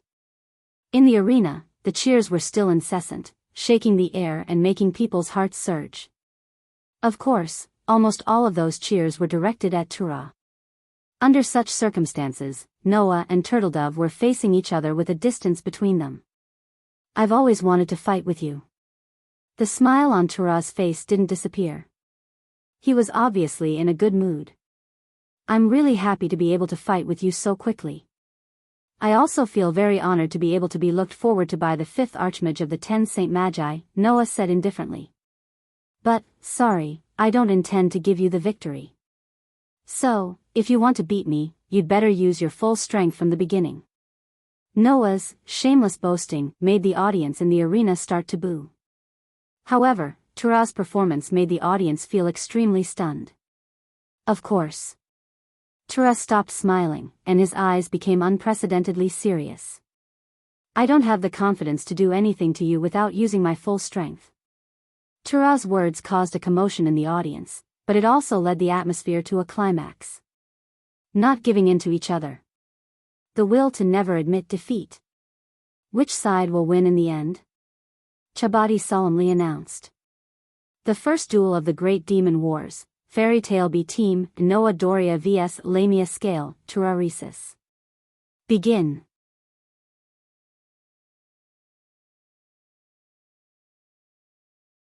Chapter 1671. Pa. Just as the announcement of the start of the duel was made, Tura suddenly clapped his hands together like a monk. Wang. Along with a trembling sound, an incomparably powerful mana burst out from Tura's body like a storm. His monk robe fluttered as a raging gale blew in all directions. Under the sweeping of the magic wind, the sand on the ground began to rise, mixing with the wind. In an instant, it turned into a sandstorm vortex with Jula as the center, constantly rotating. Thus, half of the entire venue was quickly enveloped by the whirlpool of sandstorm, causing the atmosphere to become chaotic. Just by relying on pure mana, Tura was able to create such a phenomenon. That scene caused the cheers of the audience to suddenly stop. That was because everyone in the audience had already subconsciously held their breaths and froze on the spot due to the powerful mana that was surging towards them. It wasn't just the audience. Even the powerful high mages from the various large guilds were shocked by the shockwave of mana. Each and every one of them widened their eyes. Under such circumstances, Tura, who was at the center of the whirlpool of sandstorm, didn't intend to stop. His body tensed up as veins bulged on his rock-like face as he let out a deep roar. Roar. Roar. Roar. Roar. The roar echoed clearly in the air, causing the mana from Tura's body to become even more astonishing. It was like a typhoon, constantly sweeping through the area. The robe of Noah, who was standing on the opposite side, was violently undulating from the violent sandstorm that was sweeping towards him. However, Noah didn't seem to be affected in the slightest. He looked at Tura, who was at the center of the storm, and slowly narrowed his eyes. In this world, Noah had already seen Tura's mana as early as 7 years ago. It was when the Alliance army was carrying out a mission to annihilate the 6 demon generals, Oration Cease. At that time, Noah and Kara had a brief confrontation when they first met. Of course, at that time, Noah and Tura didn't really fight. Instead, they both released their mana and engaged in a pure contest of mana. Compared to that time, Tura's mana had increased by more than 1 level after 7 years. At the very least, in Noah's memories, the level of magic power that Jura was bursting with was only weaker than the 2 existences in this world. One was a Kuno Loya. The other was Jerf. In addition to the 2 existences above, Tura's mana had already surpassed Makarov, Lax's, and even Kilda's. However, Tura wasn't squandering his mana to prove anything. Noah understood almost immediately. Tura intended to continue the magic contest during the Alliance army's time. Understanding this, Noah was helpless, and he muttered in amusement. "You chose the wrong method, Tura," as soon as his voice fell. A very slight tremor shook from Noah's body. It was the sound of an invisible mana fluctuation that began to sweep up around the ground where Noah was standing, causing the space to tremble. At this moment, the entire space suddenly stagnated as if it had solidified. The sandstorm that had enveloped half of the venue and was constantly spinning like a vortex also stopped. Bang! In the next second, along with an explosive sound, a wave of extremely terrifying magic power exploded from Noah's body, turning into a phosphorescence that was like flames that slowly burned. What? Tura was shocked. However, before Tura could react, the mana aura that soared from Noah's body suddenly exploded, turning into a mana light beam that soared into the sky. In an instant, it scattered the clouds and made the entire sky chaotic. Rumble. The ground began to shake without any reason. Kacha kacha. With the pillar of light as the center, a series of cracks slowly spread out in the venue amidst a bone-chilling cracking sound, causing grains of sand and gravel to begin to float into the air. Noah just raised his head and looked at Tura, his dark eyes flashing with a sharp light. All of a sudden, the mana light pillar that rose from Noah's body expanded bit by bit, stirring up a terrifying hurricane that directly blew away the sandstorm that enveloped half of the venue, forming a shockwave in the form of a ring. At this moment, the entire venue was shaking as if it had encountered an earthquake, shaking desperately. Woo woo woo woo. In the spectator stands, the spectators from all over the kingdom let out cries of surprise. Under the effect of the earthquake-like shaking ground, they all fell to the ground with cries of agony. As for the magic shooters from the various large guilds, they were also trying their best to stabilize their bodies under the influence of the shaking ground. At the same time, they looked at the terrifying mana light beam that soared into the sky from the center of the venue with a horrified expression on their faces. Impossible. Justin's face was full of horror. Impossible. Alyaga was also horrified. Impossible. Lucius could no longer maintain his elegance, and his face was covered with drops of sweat. As for Xuanai, her pair of beautiful eyes were filled with uncontrollable shock. Rumble. Under everyone's horrified expressions, the mana that soared from Noah's body continued to wreak havoc, causing the entire Frabird dome to shake and let out mournful cries. All of a sudden, the entire venue seemed to have fallen into a scene of disaster, causing the ground to crack and the air to tremble non-stop. One by one, the audience let out miserable cries and laments, falling into a daze and chaos.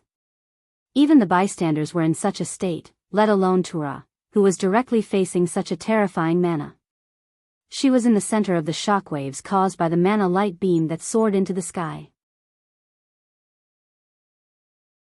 She used both her hands to block in front of her, but her body was constantly shaken back. Her feet plowed 2 deep marks on the ground, and all the pores on her body had already exploded. What a terrifying mana! Cold sweat trickled down Tura's rock-like face. Not only did Noah's mana not show any signs of calming down, but it was also expanding bit by bit, causing the pillar of mana soaring into the sky to expand. Seeing this, Turtledove inwardly shouted, "Stop it! No! I can't let this continue." Thinking of this, Tura's mana instantly soared, and she suddenly raised one of her feet, then abruptly stomped down. Bright move, Fuyu. In the next instant, the entire ground exploded. Boom! In the deafening sound, a terrifying shockwave burst out from the ground like an erupting volcano, turning into another light beam. It exploded the ground, shook the air, and covered Noah in it as it soared into the sky. At this time, the mana that soared into the sky finally calmed down, and the ground stopped shaking. However, this phenomenon not only did not let Tura relax, but her pair of eyes suddenly shrank. In the center of the erupting light beam, a figure violently rushed out, swept across the air, and rushed in front of Tura. Oh no! Tura seemed to have thought of something that could not be ignored, and couldn't help but abruptly change her expression. At this time, a powerful kick suddenly landed on Tura's chest. Bang! The muffled sound was extremely clear. Goo! Pained groans could be heard as well. Tura was directly kicked into the air, and her body turned into an arrow leaving the bowstring. Like a kite with a broken string, she flew out upside down and heavily hit the wall below the auditorium. Severe pain attacked her from the front and the back at the same time, making Tura feel that all the air in her lungs had been squeezed out in an instant.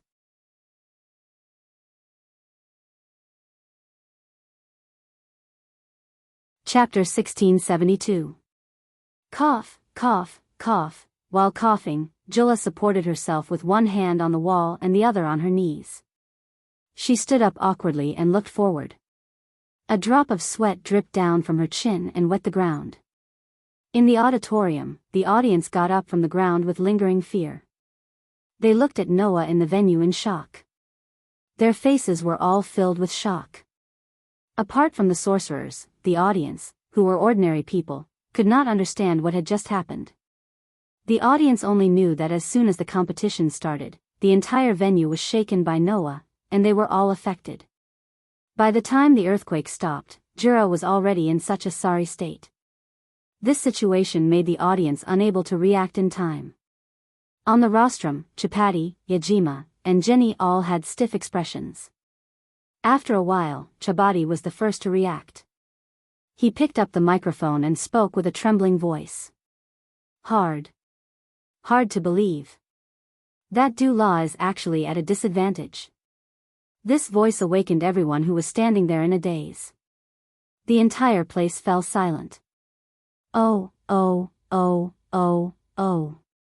In the next moment, astonishing cheers erupted from the audience, causing the entire venue to shake. Although they couldn't understand what had happened, there was one thing that everyone understood. That was, as one of the 10 great Saint Magi, Jura had met a true opponent at this very moment. This match was destined to be more exciting than anyone had imagined. As long as the audience understood this point, it was enough. Therefore, all the spectators had forgotten their contempt for Noah earlier and broke out into cheers. This time, the cheers were not only for Dula, but also for Noah. Well done. Go. Noah. Defeat Dula. Defeat him. Not to mention the audience, even the magic shooters of Fairy Tale cheered excitedly. On the other hand, the contestants from the other guilds were shocked when they saw Turtledove's miserable state. How is this possible? Leo murmured in disbelief. 7 years have passed, and Mr. Abdullah still can't do anything to that person? So powerful. Shirley's mouth was also slightly agape. No wonder Mr. Durr treated that big brother as an opponent. That guy. Sting couldn't help but gulp. So it's that strong? Noah Dole. Even Logue, who had been silent all this time, had a solemn expression on his face. Sweat dripped down his forehead.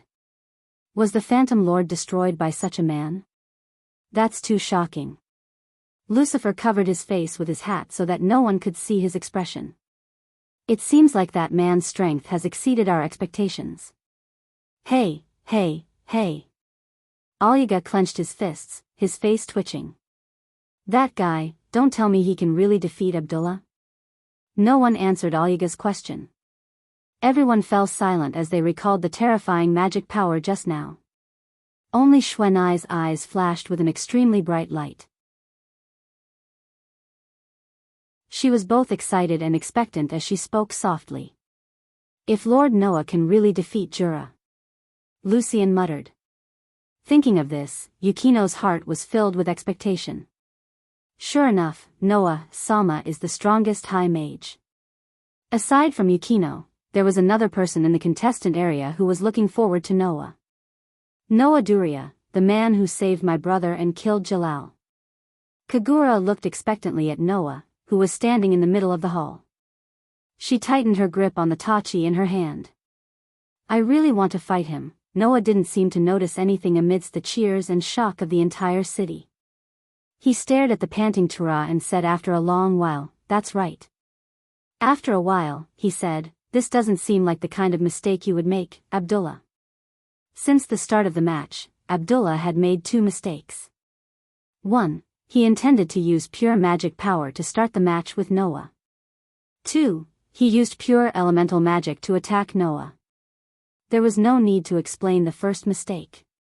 It was obvious how irrational it would be to compete with Noah, who had unlimited mana, in terms of mana. However, this mistake was pardonable. After all, Abdullah didn't know the extent of Noah's magic power. He couldn't be blamed for making such a mistake. However, the second mistake was somewhat inexcusable. That's true. Abdullah bitterly smiled. I forgot that magic is ineffective against you and used pure elemental magic to attack you. This is a mistake I shouldn't have made. During the time of the alliance, Noah had already shown that magic was ineffective against him. Thus, Abdullah also knew that Noah had such an ability. But in such a situation, Abdullah still made this mistake. This was a mistake he shouldn't have made. In order to defeat me, you are more or less blinded by the desire to win, Noah said in a critical tone. If that's the case, you won't be able to defeat me. It's time to calm down, Abdullah. Indeed, I was blinded by the desire to win. Abdullah took a deep breath and finally calmed down. A smile reappeared on his face. Then, let's start again. Hearing this, Noah suddenly smiled. I'm ready anytime. Seeing that Noah and Abdullah were facing each other again, the audience cheered loudly. The atmosphere had reached a peak. Then, a huge amount of mana slowly rose from Noah and Jura's body, igniting the atmosphere of the scene. I'm coming. Abdullah shouted. Iron rock pillar. An earthen yellow magic array suddenly spun out from the ground beneath Turtledove. Immediately, huge rock pillars rose from the magic array like sharp thorns. They shot out from the ground and rushed towards Noah. Looking at the huge rock pillars rushing towards him, Noah's body did not move. However, around Noah, a blue magic array suddenly appeared, as if directly imprinted on the space surrounding Noah. Collect. Cast, projection. Around Noah, one of the magic arrays suddenly gathered mana and turned into a blue flash of light. Like a beam of light, it shot out and instantly struck the huge rock pillars that were charging at him. Bang! A deafening explosion rang out, setting off astonishing flames and shockwaves. The huge rock pillar that was rushing towards them was blasted into dust by the beam of magic power, and was annihilated by the beam of magic power. The mana beam didn't slow down at all as it streaked across the air, creating a sharp sound as it flew towards Kara's direction. Abdullah was suddenly startled. He put his hands together and frantically agitated his magic power. Iron rock pillar. The ground beneath Jullah's feet immediately trembled, and a huge rock wall rose up, firmly protecting Jullah behind it. The magic light beam streaked across the space and met him head-on. Boom! Amidst the loud explosion, the magic power beams blasted apart one huge rock wall after another, causing rocks and dust to explode everywhere. A wave of fire and shockwaves swept up in the center of the venue, blowing in all directions. The surrounding audience suddenly cried out in alarm. Hats, bags, and trash were swept away by the impact, causing the venue to become a mess. The impact even blew in the direction of the rostrum, causing Chapati, Ajima, and Jenny to cry out in alarm. At this moment, in the middle of the hall, Jullah's roar resounded once again amidst the turbulent waves of fire. Iron rock powder explosion. The moment the violent roar sounded, huge rock pillars with sharp spikes at the top, which were obviously lethal, burst out from all directions of the venue and turned into rock whips. They were like pythons, extremely nimbly sweeping through the space and surrounded Noah.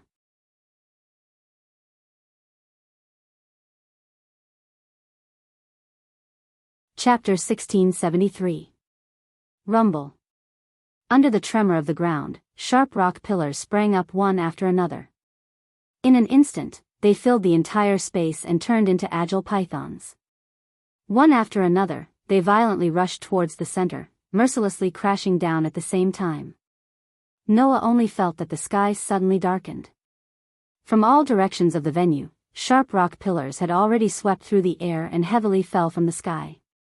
If his ability points were still there, Noah might not even need to dodge or block. He could rely on his powerful durability and magic to weaken physical attacks to resist this level of attack. But now, Noah's ability points had been left in the world between worlds to upgrade. His body had returned to the state before entering the dark bullet world. Relying on his current body, if he was hit by those sharp rock spikes, he would definitely end up riddled with holes. Therefore, Noah did not hesitate to chant the incantation. Magic array change, exchange patterns, collective change. The blue magic array imprinted in the space suddenly flashed, like a shield, surrounding Noah. Of course, the magic array did not have the ability to defend. As one of the two magic arrays that Noah had mastered after the integration of rune magic with the authority, these magic arrays were just a cannon. Apart from being a cannon, they did not have any other function. Therefore, after layer upon layer of magic arrays surrounded Noah, the blue magic arrays immediately lit up and gathered magic power. Cast. Magic flashes once again burst out from the magic arrays, causing beams of magic power to burst out in all directions, welcoming the rock spikes. Bang bang bang bang bang. Shocking explosions rang out in the venue one after another. The huge rock thorns that came from all directions were directly blown apart by the magic light beams. The rock thorns exploded into rubble that filled the sky and fell to the ground, causing a burst of crackling sounds. Now! Jura's eyes flashed. Overlord rock shatter. The gravel that fell to the ground suddenly paused, then turned into bullets that suddenly shot in Noah's direction. Noah immediately tapped the ground with the tip of his foot, and like a rocket, he rushed towards the sky. The pieces of rubble that shot towards Noah suddenly collided with each other at his original position. The collision between the rocks was like the collision between bombs. It exploded and a burst of flames spread out. In an instant, it covered a quarter of the entire venue, burning the ground until it was black.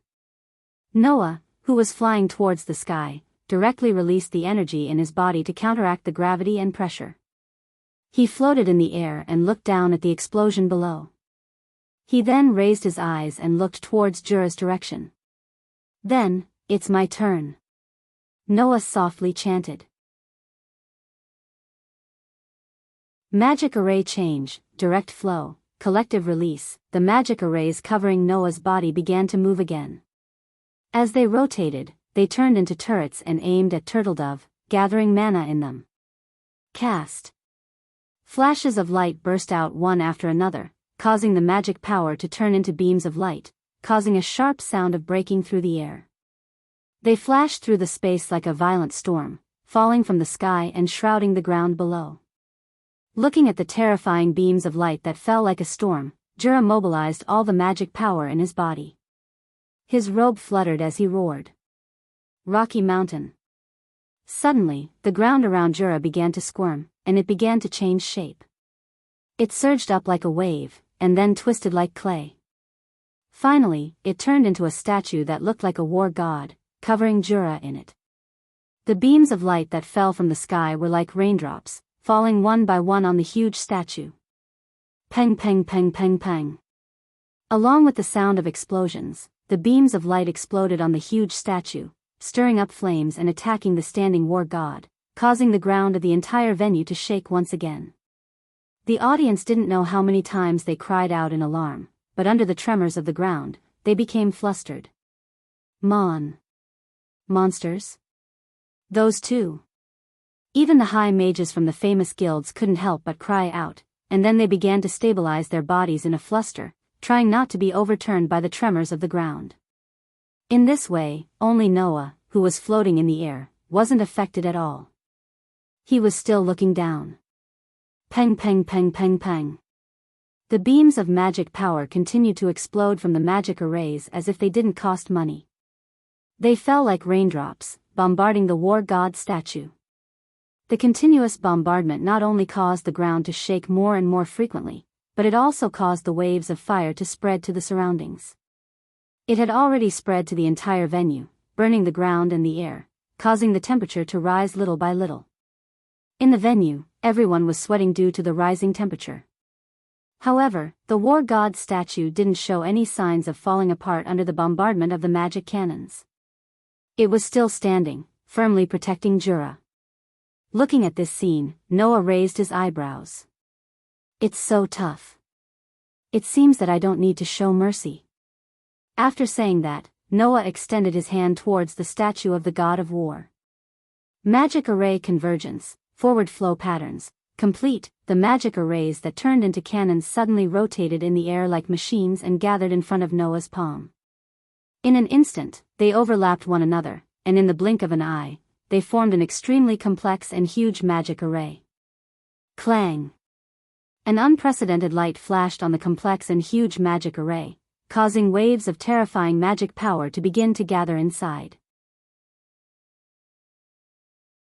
In the next moment, Noah suddenly opened his mouth. Cast. As soon as his voice fell, a dazzling light burst out from the magic array, turning into a beam of light that penetrated the sky and earth, and directly fell down. The beam of light evaporated the air, separated the waves of fire, and caused the space to tremble slightly. Then, under the horrified gazes of the audience, it landed on the huge war god statue. An earth-shattering roar resounded and rushed into the sky, causing the whole world to tremble in an instant. It was so piercing that everyone's eardrums were in severe pain.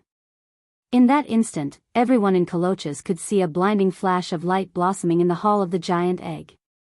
Like a tide, the light surged in all directions and covered the entire hall. No one knew how long this phenomenon lasted.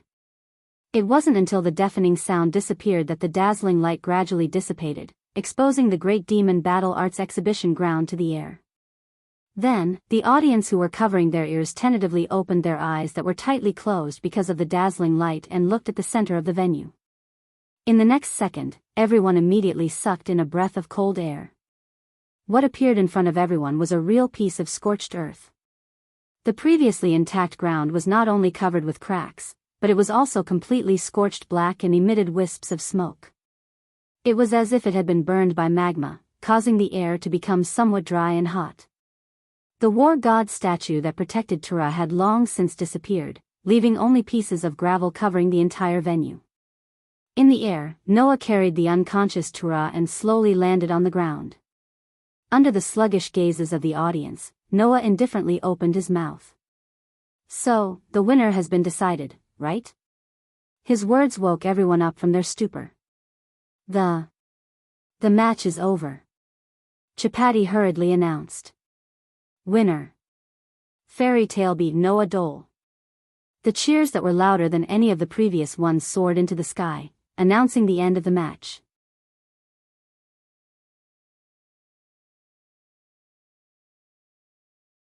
Chapter 1674. Under the cheers of the audience, Noah brought the fainted Kara back to the contestant area of Lamia Scales and left her under their care. Then, he left under the awestruck gazes of Leo and Shirley, and returned to his own contestant area amidst the cheers of his companions. Looking at the smiling Noah under the support of his companions, the other high mages of the other guilds also looked at him in awe. Many people had already heard of the rumors about Noah. However, that was 7 years ago. Time was always merciless. 7 years was quite a long time. At the very least, it was enough to make people forget the glory of a person. There was a saying, seeing is believing, but hearing is false. After 7 years, even though many people knew that Noah had killed one of the 10 great saint mages, it was just a rumor that couldn't arouse the reverence of others if they hadn't seen it with their own eyes. Not to mention, when he killed Joseph, Noah did not personally make a move. Instead, he let the golden wolf Bio, who was still fused with his soul at that time, finish off Joseph. Thus, in the eyes of others, Noah was perhaps just a high mage who used a powerful tamed beast to achieve his glory. However, it was different now. Noah not only defeated a 10 great saint mage in front of everyone's eyes, but he also did not suffer a single injury during the whole process. He even looked quite relaxed. This way, even if people were not convinced, they had no choice but to accept it. Thus, in the audience, Noah's name was constantly mentioned. His appearance was also firmly engraved in the hearts of everyone who watched this match. In the contestant area of Raventail, Alexei looked at the completely scorched arena, the expression under his mask extremely uncertain. It was unknown whether or not he had sensed the uncertainty in Alexei's heart, but a short, fat, and annoying-looking fatty spoke in a low voice. "Sir Alexei, do we still continue with our plan?" "Continue." Alexei gritted his teeth hatefully. "I must obtain lumen starlight." "But, Lord Alexei, that Noah Dole is so strong. I'm worried that if we act carelessly, our plan might be exposed ahead of time," the short fatty reminded. "What do you think we should do?" Alexei's face darkened. However, it had to be said that Alexei was indeed worried about this. Looking at Noah, who was being supported by everyone in the contestant area of Fairy Tale, Alexei struggled in his heart for a while. In the end, he let out a light breath and said coldly, "Then, before we start the plan, let's not make a move against the members of Fairy Tale for the time being. If you guys come across any members of Fairy Tale, use your own strength to deal with them. Don't play tricks and ruin my plan." "Got it." The short fatty agreed. Only then did Alexei's expression become better. Looking at Noah, who was being supported by everyone, he snorted coldly and turned his head away. At the same time, in the contestant area of Saber-Tooth, the group of magic shooters fell into silence.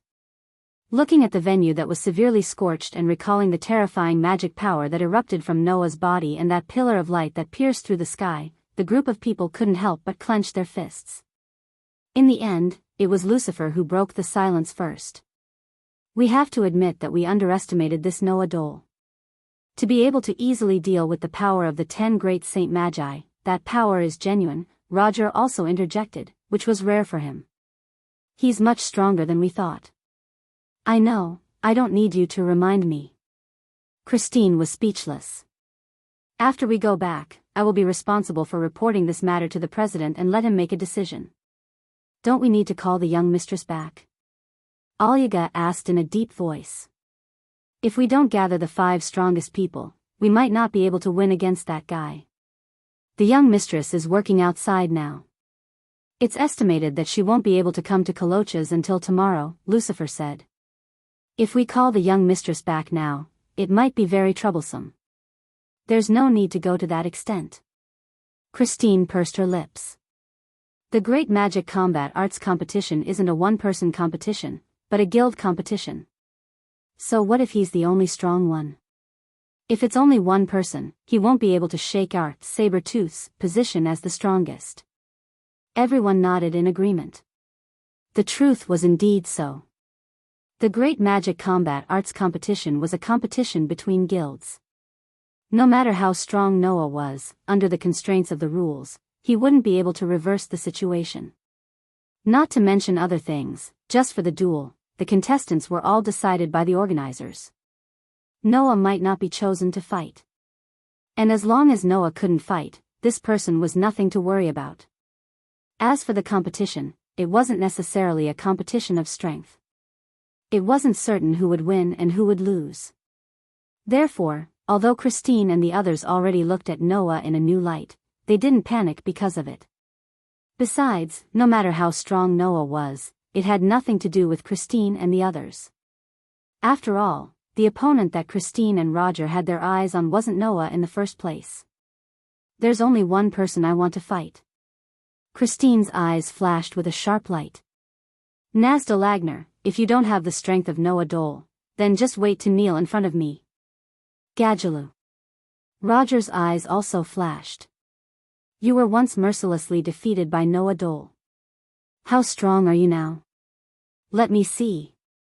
As for Lucifer and Alyaga, they didn't have any opponents that they wanted, so they fell silent. Ignoring the conversation of Christine and the others, Xuanai just kept looking in the direction of Noah, her eyes rippling with a strange light. Lord Noah, you are indeed the strongest, but I won't lose to you. No, I can't lose. When the various guilds began to pay attention to Noah, no one noticed. In the corner of the spectator seats, there was a person wearing a black robe and a hood. His face couldn't be seen clearly at all. This person was staring at Noah, who was being supported by his companions in the guild. He couldn't believe it and squeezed out this sentence in a panic. Who is he? There's no such person in the guild. Not a single person paid attention to this sentence. After Noah's match ended, there were 3 more matches. However, these 3 matches weren't as interesting as the one between Noah and Jura. The matchups of the 3 matches are as follows. Blue Pegasus vs Mermaid Heel. Saber-Tooth vs Cotter Cerberus. Fairy Tail A Team vs Raven Tail. In the first match, Lotus from Blue Pegasus took the field and fought against a member of Mermaid Heel. In the end, Lotus won. In the second match, Alyaga from Saber-Tooth fought against a member of Cotter Cerberus and also won. The third match was between Lucy from Fairy Tail A and a girl named Freya from Raven Tail. She was a member of Fairy Tail, and her opponent was Lucy from Fairy Tail A. Freya was also a member of Raven Tail. In the end, perhaps because of Alexi's instructions, Freya didn't show off too much and was defeated by Lucy, who had learned how to double open the door. Just like this, the 2 teams of Fairy Tail won at the same time in the duel and both earned a valuable 10 points, causing the guild's ranking to jump to the top.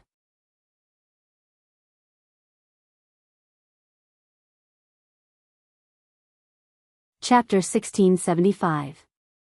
Thus, the first day of the Great Magic Battle exhibition came to an end. As the sun gradually began to set in the west, the spectators began to walk out of the stadium one by one.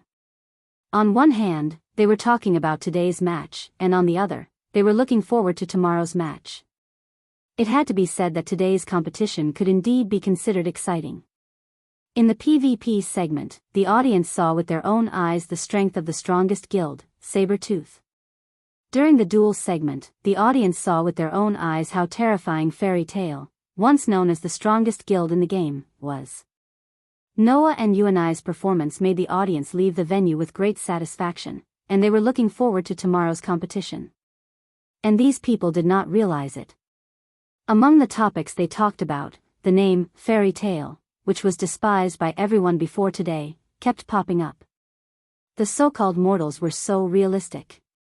Before, Fairy Tail had shown enough ability, everyone looked down on it. And after Fairy Tail displayed enough power, everyone began to revere it again. In the end, for these people, the world of sorcerers was a world that was difficult to reach. Therefore, the rise of Fairy Tail did not hurt or itch these people at all. As long as the following competition was exciting enough, then, for these ordinary people, it was enough. Of course, at best, it was only for ordinary people. For those sorcerers, the power displayed by Fairy Tail and Saber-Tooth today would definitely make many people think about it. Would Fairy Tale be the one to regain their past glory? Or would Saber-Tooth continue to maintain the title of the strongest? Everyone began to discuss animatedly, and they were looking forward to it. Under such circumstances, no one realized. Unknowingly, they had already begun to compare Fairy Tale with Saber-Tooth. Similarly, no one realized. At this moment, at the top of the dome, a man wearing armor was looking down at the crowd that was gradually flowing out of the venue. His face was extremely solemn. This person was impressively the commander of the Fiori Kingdom Sakura Knights that had a short conflict with Noah yesterday, Alcardios.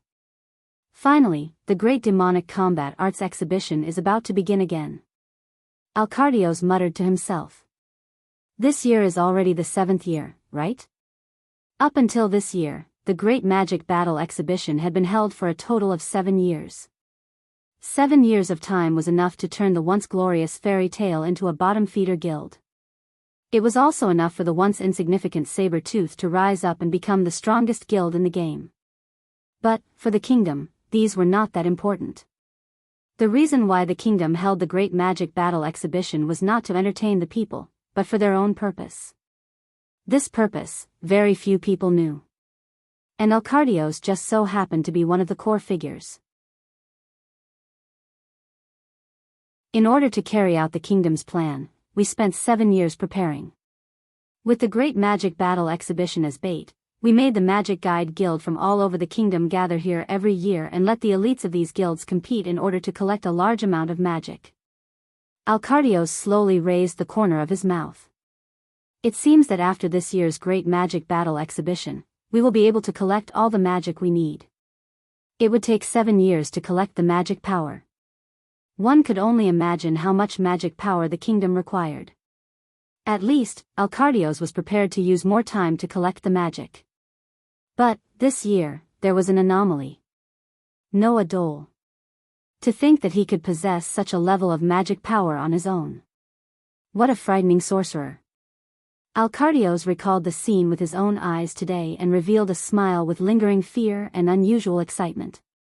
However, thanks to him, the amount of mana we'll be able to gather this year will definitely be greater than any of the previous years. Once this year's Great Demon Battle Exhibition is over, we'll definitely be able to gather all the mana we need. Not only that. In addition to the large amount of magic, Alcardios and the kingdom's plan required the assistance of another kind of person. Archmages of the Star Spirits.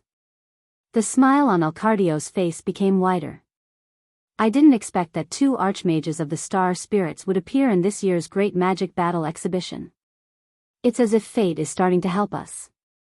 The so-called Star Spirit magic was an ancient magic that summoned the star spirits of a total of 88 constellations from the Star Spirit world for one's own use. This ancient magic was not only very rare, but it was also said that if the key to the top of the 88 constellations was collected, it could even be used to change one's fate. To this day, there were only a few people who could use this magic in the entire Fiori Kingdom. And the kingdom's plan just happened to require the power of Archmages of the Star Spirits. For this reason, in the 7 years of collecting magic, the kingdom had spared no effort in searching for Archmages of the Star Spirits. In the end, they could not find a single one. Originally, the kingdom was prepared to give up on searching for Archmages of the Star Spirits and use magic similar to Archmages of the Star Spirits as a substitute to start the plan. Who knew that 2 Archmages of the Star Spirits would appear in this year's Great Magic Battle Exhibition? Moreover, those 2 Archmages of the Star Spirits have a certain degree of relationship with Noah Dole. This is really too much of a coincidence. Alcardios looked up at the sky and spread out his hands, loudly declaring. Noah Dole. Lucy Hatfilia. Snow Agulia. I'm here, looking forward to you being the last key to completing our plan. The last key to completing our solar eclipse plan. On the other side, Fairy Tale, who had left the venue, did not directly return to the hotel. Instead, they went to the bar and started eating and drinking. The reason for doing so was actually very simple. Apart from needing to fill their stomachs, they also wanted to celebrate the victory of the first battle of the day. Even though in the PvP segment, because of Snow's strength that exceeded everyone's expectations, Fairy Tale didn't obtain a complete victory, but Gray and Julian weren't just for show either, obtaining 4 points and 3 points for their respective teams. In addition, Noah and Lucy had both won the duel and won the most important 10 points. The two teams were now at the top of the rankings. They were only below Sabretooth, who had won 10 points in both the duel and the duel. If this continued, it was not impossible for them to return to the first place. Not to mention Makarov, even members such as Makarov and Wakaba, who were not optimistic about participating in the Great Demonic Combat Arts competition before, couldn't help but shout loudly that they needed to celebrate.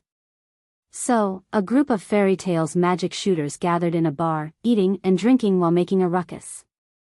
It seemed that they were going to make a ruckus for the whole night. In the direction of the bar, Noah was holding a glass of wine, looking at his companions who were making a ruckus, but he was lost in thought. Looking at Noah like this, Makarov, who was already a little drunk, couldn't help but wonder. "What are you thinking about?" Hearing this, Noah hesitated for a moment, then said to Makarov, "Grandpa, did you notice that today's Great Demonic Combat Arts competition seemed a little strange?"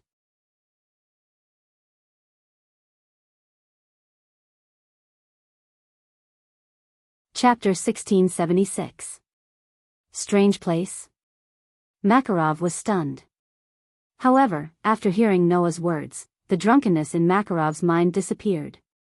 Because Makarov knew that since Noah said so, it meant that he had discovered something.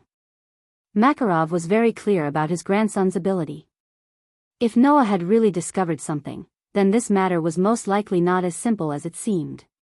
Thus, Makarov asked directly, "Could it be that you discovered something?" "Yes." Noah nodded and reminded him. "Grandfather, do you still remember the competition of mana between Tura and I before the start of the competition?" "How could I forget that kind of thing?" Makarov sighed. "I reckon that no one who saw that scene would be able to forget it, right?" That was not an exaggeration. After all, Noah and Tura had both used pure mana to cause a natural phenomenon. That level of mana was indeed very shocking.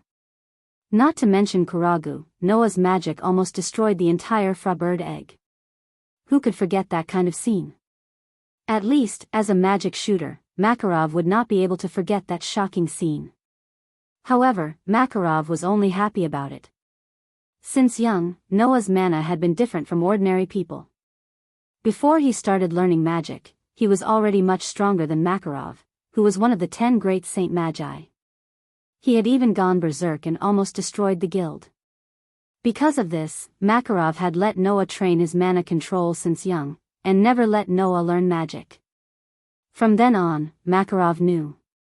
In the future, Noah was destined to soar to the sky. Noah did not disappoint Makarov's expectations. 7 years ago, Noah had already killed one of the 10 great Saint Magi. Back at Skywolf Island, Noah had even killed Hades, who was far more powerful than Makarov, who was one of the top 10 Saint Magi.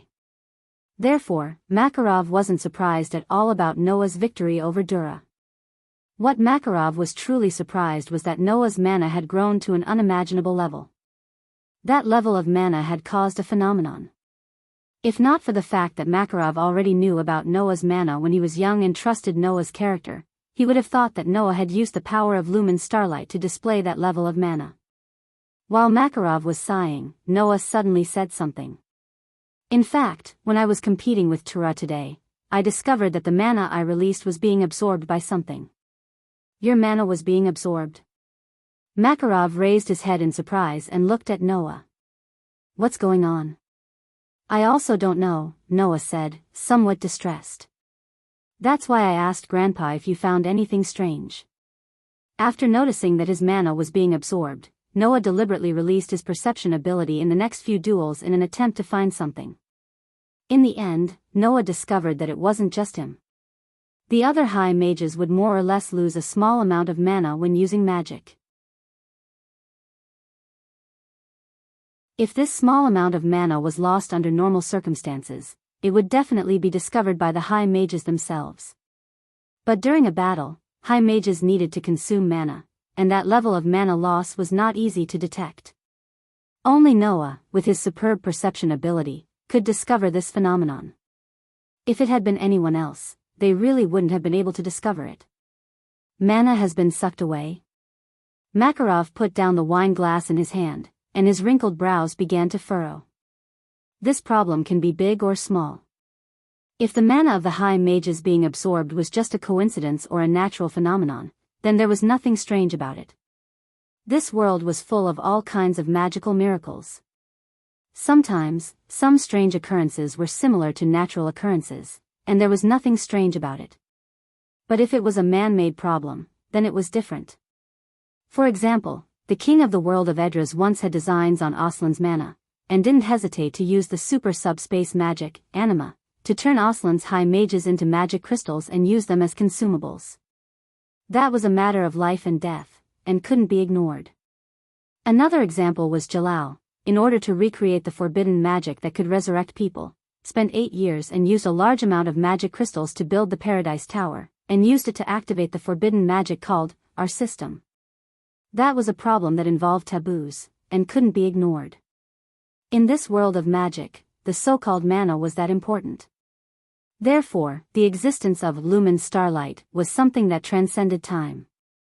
With it, any kind of forbidden magic could be used at will, and there was no need to spend time to collect mana. If it fell into the hands of evil people, it would be like the third perpetual motion mechanism that was abused, and would only be reduced to an element that could destroy mankind. If the mana of the high mages that appeared in the Great Magic Battle exhibition had been artificially absorbed and collected, then there would be a need to worry about whether someone wanted to use that mana to use forbidden spells or magic-conducting weapons that could endanger humans. Thinking of this, Makarov spoke solemnly. Could it be that Ivan did something evil to get his hands on lumen starlight? I've thought about it too, Noah agreed. It's just that when fighting with Lucy, Freya, who belonged to Raventail, also had a small part of her mana sucked away.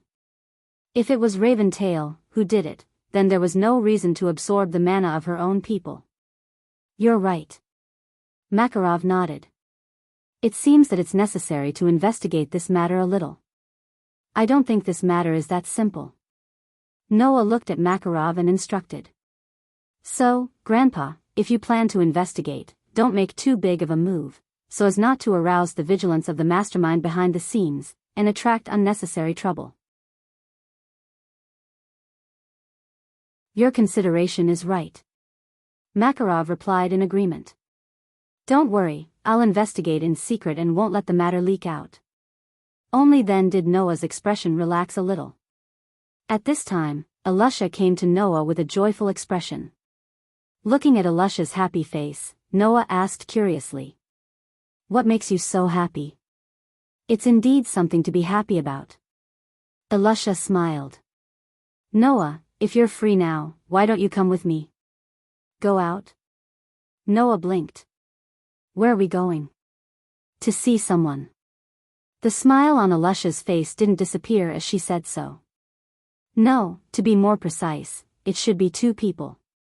Hearing this, Noah's heart moved as he vaguely knew who Alusha wanted him to see. Under the lead of Alusha, Noah walked out of the hotel and walked to one of the streets of Kolochas.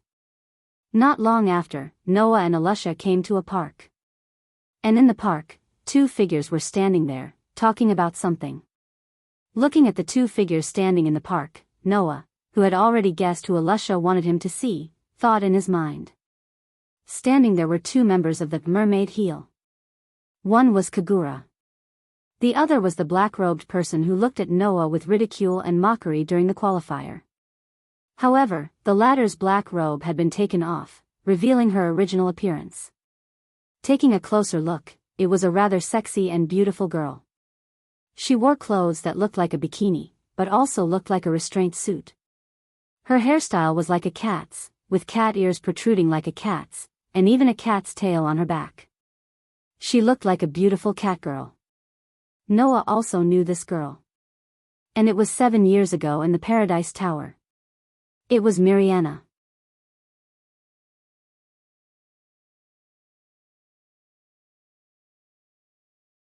Chapter 1677. At this time, Kagura and Milyana, who were talking about something, also noticed Noah and Alusha walking into the park and cast their gazes at them. Little Elu. Miliana waved at Alusha happily, then looked at Noah and winked mischievously. Little Noah, you're finally here. Don't call me Little Noah. Noah said helplessly. Unlike us, you haven't been stopped for 7 years. You're 7 years older, why are you still so naughty? It's because 7 years have passed. I'm older than you now. Isn't it good to call you Little Noah? Miliana giggled. And, I've always been like this. After all, I have the strongest vitality. Hearing this, Noah couldn't help but smile, but he didn't really feel that it was bad. Seeing that Noah wasn't very surprised, Alusha felt strange. Noah, did you already know that Miliana had joined the Mermaid Heel? I only found out yesterday. Noah explained. After I passed the preliminaries, I asked Grandpa to help me find information on the 8 teams participating in the Great Demonic Combat Arts competition. It was then that I found out that Miliana had joined the Mermaid Heel. Similarly, Noah also knew that the black-robed person in the Mermaid Heel was Miliana at that time. So, when Alusha asked Noah to come out and meet people with a happy face, Noah guessed that Alusha had discovered Miliana's true colors. What? Alusha said with some annoyance. Since you already know about Miliana, why did you ask me to help you investigate? I told you, I only found out after I went back and asked Grandpa to find the information. Noah smiled bitterly. Well, anyway, that's why you found out Miliana's true colors, right? That's right. Miliana hugged Alusha and rubbed Alusha's face while speaking cheerfully. To be honest, when little Elu came to the Mermaid Heel Hotel to find me, I was shocked.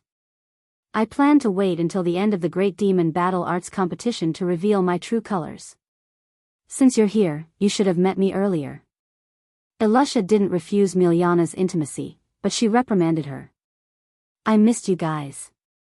I missed you too, little Elu.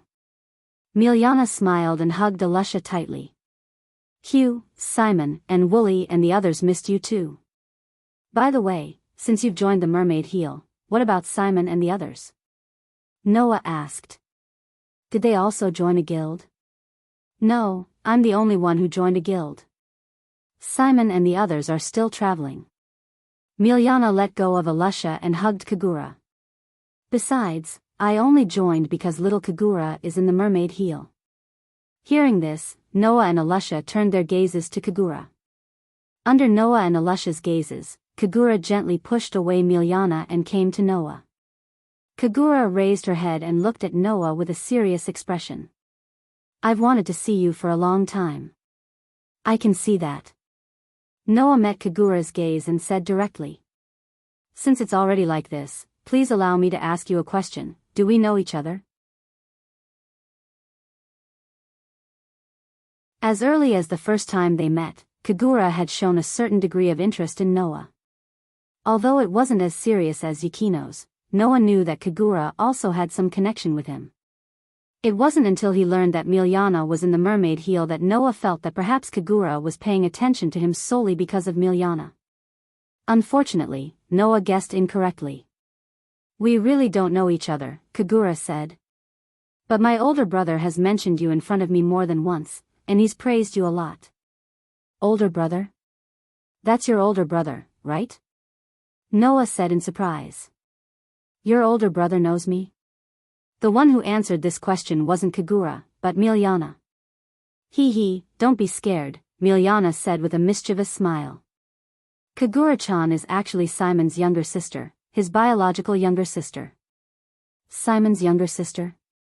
Noah looked at Kagura in surprise. You're Simon's younger sister? What? Alusha also stood up in surprise and looked at Kagura with surprise. You're Simon's younger sister? As early as when the Tower of Paradise incident was resolved, Simon mentioned to everyone that he had a younger sister who had been separated from him since he was a child. In order to find his younger sister's whereabouts, as well as to see the world, Simon took Miliana, Zio, and Wooly on a trip together.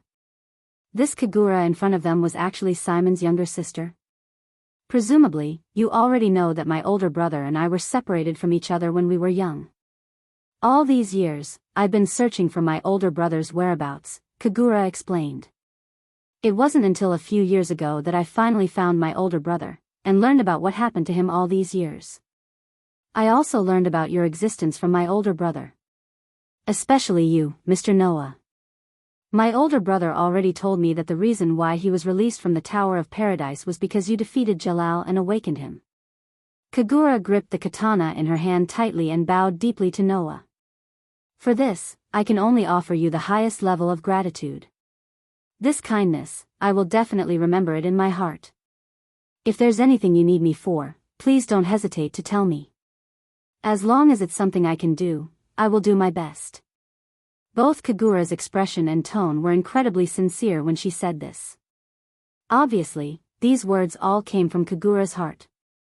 Under such circumstances, Noah and Alusha finally recovered from their shock, looked at each other, and then smiled faintly. At that moment, Noah spread his hands and said so. If that's the case, why don't you show me some mercy if we meet in the competition? I can't do that. Kagura raised her head and looked at Noah with an extremely solemn expression. Your Excellency's strength is very strong. If you show me mercy, I don't have the confidence to win against you. Is that so? Noah smiled faintly. To be praised as the strongest archmage in this year's Great Demon Combat Arts competition, except for that rock iron, Kara, is really something to be proud of. It's a pity that even a rock iron, Kara, was easily defeated by your Excellency. Kagura's expression slightly relaxed, but she still said so.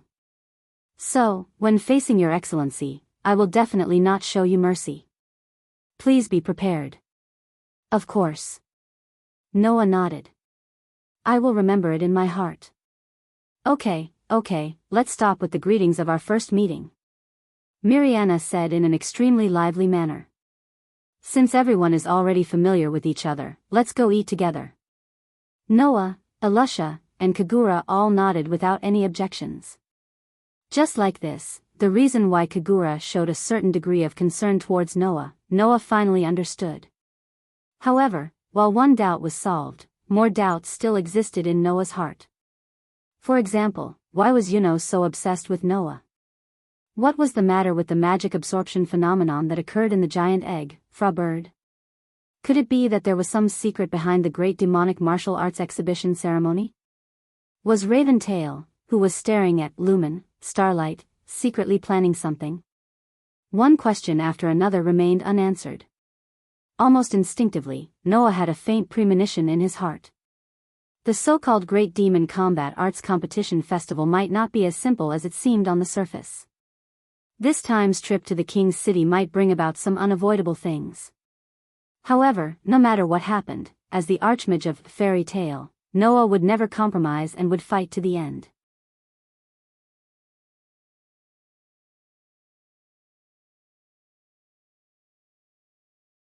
Chapter 1678. The next day, the residents of Clocaska woke up early as usual, full of anticipation as they waited for the start of the Great Demonic Combat Arts competition. The people who had tickets couldn't wait any longer and started to move towards the venue. One by one, they entered the giant egg Fra Bird. As for those without tickets, they gathered in places with projection magic crystals, such as bars, hotels, and restaurants. As they enjoyed their breakfast, they discussed what would happen in today's competition, never tiring of conversation. The group of sorcerers belonging to Fairy Tale did not waste any time.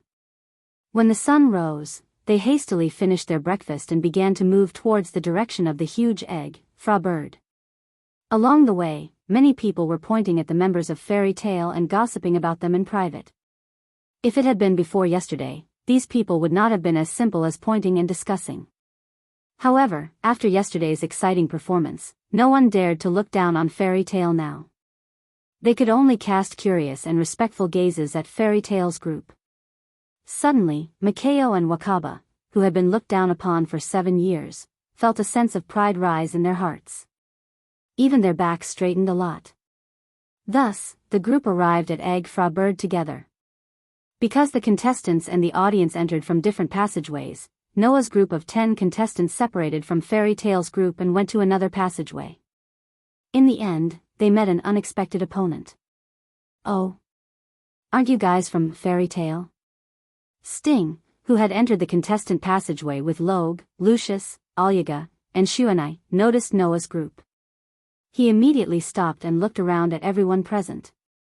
Finally, his gaze stopped on Naz, and the corners of his mouth slowly rose. "This is really a fortuitous encounter. I can't believe we met here." Logue, who was walking with Sting, immediately looked at Gadjaloo with a cold glint in his eyes. As for Shuanai, she naturally looked straight at Noah. As usual, she only had eyes for Noah. Under such circumstances, Lucius and Alyaga actually looked at the same person. Lucius was looking at Gray. Alyaga was looking at Laxus. The group of people looked at each other from a distance. The sight that met in mid-air seemed to be able to ignite sparks, and there was a slight smell of gunpowder in the air. The rest of the sorcerers from Fairy Tale, who were not targeted by Saber-Tooth's group, noticed something else that surprised them. That was, besides Sting and Logue were 2 cats. The 2 cats, like Habi, Xia Lulu, and Lily, walked on 2 legs, just like humans. Next to Sting was a cat wearing a vest. Next to Logue was a cat wearing a frog costume. Looking at the 2 cats, Lucy exclaimed in surprise.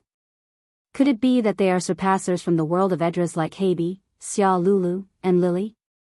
Her words attracted everyone's attention to the 2 cats. How rude. I forgot to introduce our companions. Sting curled his lips and smiled.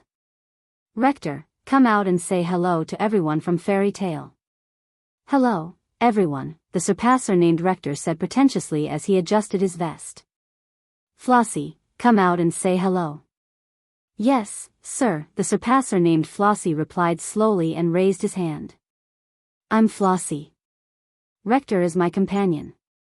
Flossie is Logue's companion. Sting grinned. I heard you have a companion like Flossie. Naz? Habi is a cat. Naz pointed at Flossie, who was wearing a frog costume. Undoubtedly, this one is a dog. Is there something wrong with your eyes? Gray ridiculed mercilessly. Undoubtedly, that's a frog. Are you Nazi-kun? Rector sized Naz up and then said as if he had lost interest. I heard that you are a dragon-slaying archmage like Sting and Logue. I was looking forward to it, but it seems that you have let me down. Rector's words shocked everyone present.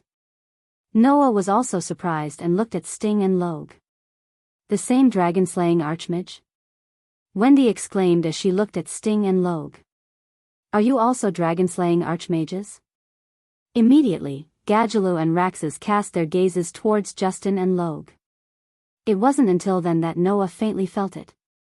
Sting and Logue did have the same type of magic as Naz, Gadjaloo, Wendy, and Laxus. It was the magic of a dragon. Smell it carefully. The 2 of you do have the smell of a dragon. Gadjaloo stared at Sting and Logue. So, you are also dragon-slaying archmages? That's right. The corners of Sting's mouth rose. However, we are also dragon-slaying archmages. As the 3rd generation, we are not on the same level as the 1st and 2nd generation. 1st generation? Elusha frowned. What do you mean? Hearing this, Rector took a step forward and began to explain. The 1st generation refers to the archmages who were personally taught the Dragon Slayer magic by the dragon. For example, the Dragon Slayer archmages of the Fire Dragon, the Dragon Slayer archmages of the Iron Dragon, and the Dragon Slayer archmages of the Sky Dragon are very typical of the 1st generation of Dragon Slayer archmages. Rector said slowly. The 2nd generation refers to the archmages who have magic crystals with dragon-slaying magic buried in their bodies. For example, the Thunder Dragon's dragon-slaying archmages are 2nd generation dragon-slaying archmages. As for the 3rd generation, it refers to dragon-slaying archmages like Sting and Logue. Rector puffed out his chest, as if he was talking about himself, and spoke very proudly. There are dragons who personally teach dragon-slaying magic and bury magic crystals of the same attribute in their bodies. This is the third-generation dragon-slaying archmages. By the way, I am the White Dragon's dragon-slaying archmage, and Logue is the Shadow Dragon's dragon-slaying archmage. Sting spread his hands and smiled proudly at Naz. Although I have no interest in being a dragon-slaying archmage of the old generation, don't look at me like this. In fact, I grew up listening to Brother Naz's legends when I was young. I have admired you since I was a child. At this point, the smile on Sting's face became somewhat sinister. He clenched a fist and stared at Naz. That's why I have to defeat you and prove that I have surpassed you. Same for me, Gadjaloo. Logue raised his eyes and looked straight at Gadjaloo. I grew up listening to your legends since I was a child. I will defeat you with my own hands and prove that I am stronger than you. Hearing this, Noah understood why Sting and Logue had been paying so much attention to Naz and Gadjaloo. It turned out that there was such a reason. You. Gadjaloo's gaze became somewhat dangerous. If you can do it, then give it a try. Naz grinned, his eyes burning with fighting spirit. That's exactly what I want. Thus, the gazes of the dragon-slaying archmages collided once again, stirring up sparks. At this time, Alyaga glanced at Laxus and smiled coldly. Although I am not a dragon-slaying archmage, I know how to use lightning-attributed magic. Thunder Dragon over there, are you interested in exchanging a few moves? Laxus didn't answer, only narrowing his eyes. Lucius pressed down on his hat and smiled elegantly. My magic isn't the same as yours. It's just a creation magic, said Yizichin. Sculpt magic? Gray immediately reacted and stared at Lucifer. And Shuanai is a star elemental archmage. Sting shrugged. It seems that we do have a lot of similarities.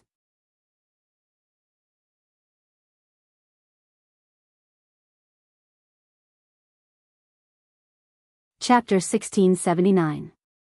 After hearing Sting's words, the group of fairy tale magic shooters fell silent. Come to think of it, fairy tale sorcerer and saber-toothed sorcerer did have a lot of similarities. At the very least, the group of magic shooters here had many similarities. Naz, Gadjaloo, Wendy, Sting, and Rog were all Dragon Slayer magic shooters. Laxus and Alyaga were both thunder magic shooters of the Annihilation system. Gray and Lucius were both creation magic shooters. Lucy and Snow were both star magic shooters. In addition, Fairy Tail and Saber-Tooth were once the strongest guild in the kingdom, and the current strongest guild in the kingdom. There were so many coincidences that made it seem like it was fated to happen. However, at this moment, Noah suddenly spoke. Why does your Saber-Tooth want to be the strongest guild? The sudden question stunned the group of Saber-Tooth's magic shooters. When they reacted, Sting was the first to laugh out loud. I thought you wanted to ask something, but it's actually such a question. Do we need a reason to be the strongest? Hearing this, Noah laughed, laughing very disapprovingly. Then, Noah said, that's right. If that's the case, then we are indeed different from you. Sting and the others were stunned. Under such circumstances, Noah took a step forward and came in front of everyone. His gaze swept over Sting, Rog, Lucius, Alyaga, and Yukinai. After a while, he said word by word. The so-called guild is a place where companions, family, and friends gather. Only when everyone gathers together can it be called a guild. Therefore, we will fight for our companions and become the strongest. As for you, you're just fighting for your reputation at best. You're not on the same level as our beliefs. Noah said resolutely. So, we are different. No, it should be said that you can't compare to us. What did you say? Sting, Logue, Lucifer, and Alyaga were all enraged. Only Shuanai's heart shuddered slightly after hearing Noah's words. He lowered his head and bit his lips. On the other hand, the members of Fairy Tail all showed expressions of agreement. When they looked at the members of Saber-Tooth, their gazes no longer carried any emotions. In the eyes of the magic shooters from Saber-Tooth, it was as if he was looking down on them from above. Thus, fury rose in the hearts of Sting and the others. However, before they could make a move, Noah turned around as if he didn't want to be entangled with them anymore. "Let's go." After saying that, Noah ignored Sting and the others and walked toward the venue. The rest of his companions followed suit one by one, as if they did not want to talk to Saber-Tooth's group anymore. They all walked into the venue together. "Wait!" Sting shouted. "Are you trying to escape?" Everyone ignored Sting and continued to walk forward. That action caused the anger in Sting's heart to rise to the peak. Soon after, he was so angry that he laughed. "Very well, since that's the case, I will participate in the competition later. Let me completely crush your useless self-confidence." This sentence made Noah stop in his tracks. He turned his head and looked at Sting with an undeniable smile. Likewise. Just wait and see if your useless self-confidence will be crushed." After saying that, Noah didn't say anything else. He led the members of Fairy Tale into the venue, leaving Sting and the others behind. The anger in their hearts couldn't be quelled for a long time. Behind Sting and the others, Snow looked straight at Noah's departing figure. She recalled Noah's words just now, and her eyes were full of uncertainty. "Become the strongest for the sake of your companions." After leaving the field of vision of Sting and the others, Naz immediately spoke. "Hey, Elusha," Naz said. "Let me participate in the competition later." Everyone's eyes immediately gathered on Naz. Seeing that Naz's face was full of fighting spirit, Elusha, Gray, Lucy, and Wendy looked at each other. Clearly, Naz's fighting spirit had been ignited by Sting. As a high mage of the dragon-slaying realm, Naz should also have the idea of competing with Justin, right? Thus, Elusha nodded. "Then I'll leave it to you, Naz." "Okay."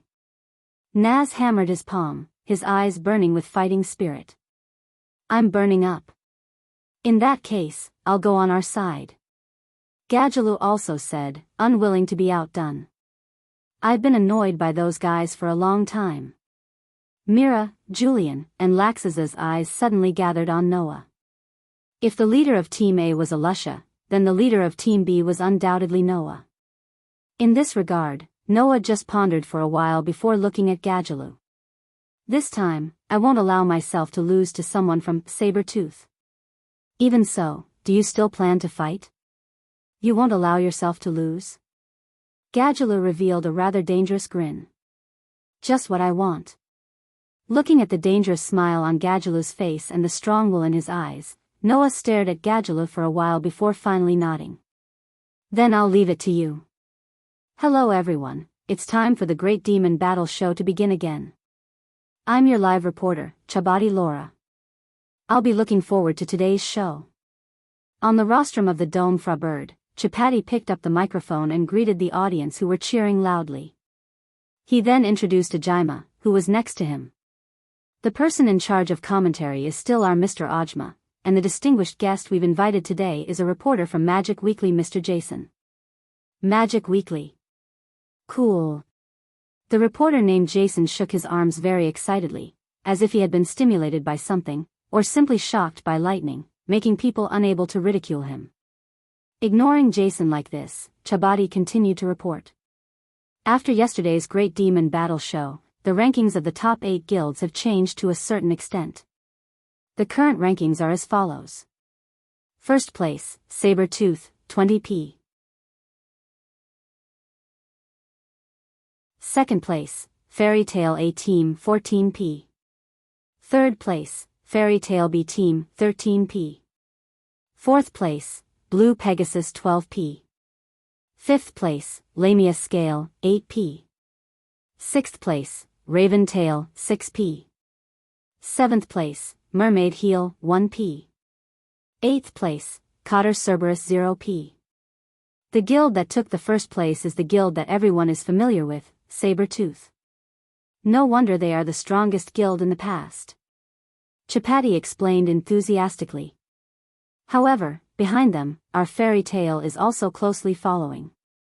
There are actually two teams occupying the second and third place respectively. It's really unbelievable. The strongest guild in the past is really not just for show. After today's competition, what kind of changes will happen? Let's wait and see. Chabadi announced. Then, the second day of the Great Demon Battle show begins now.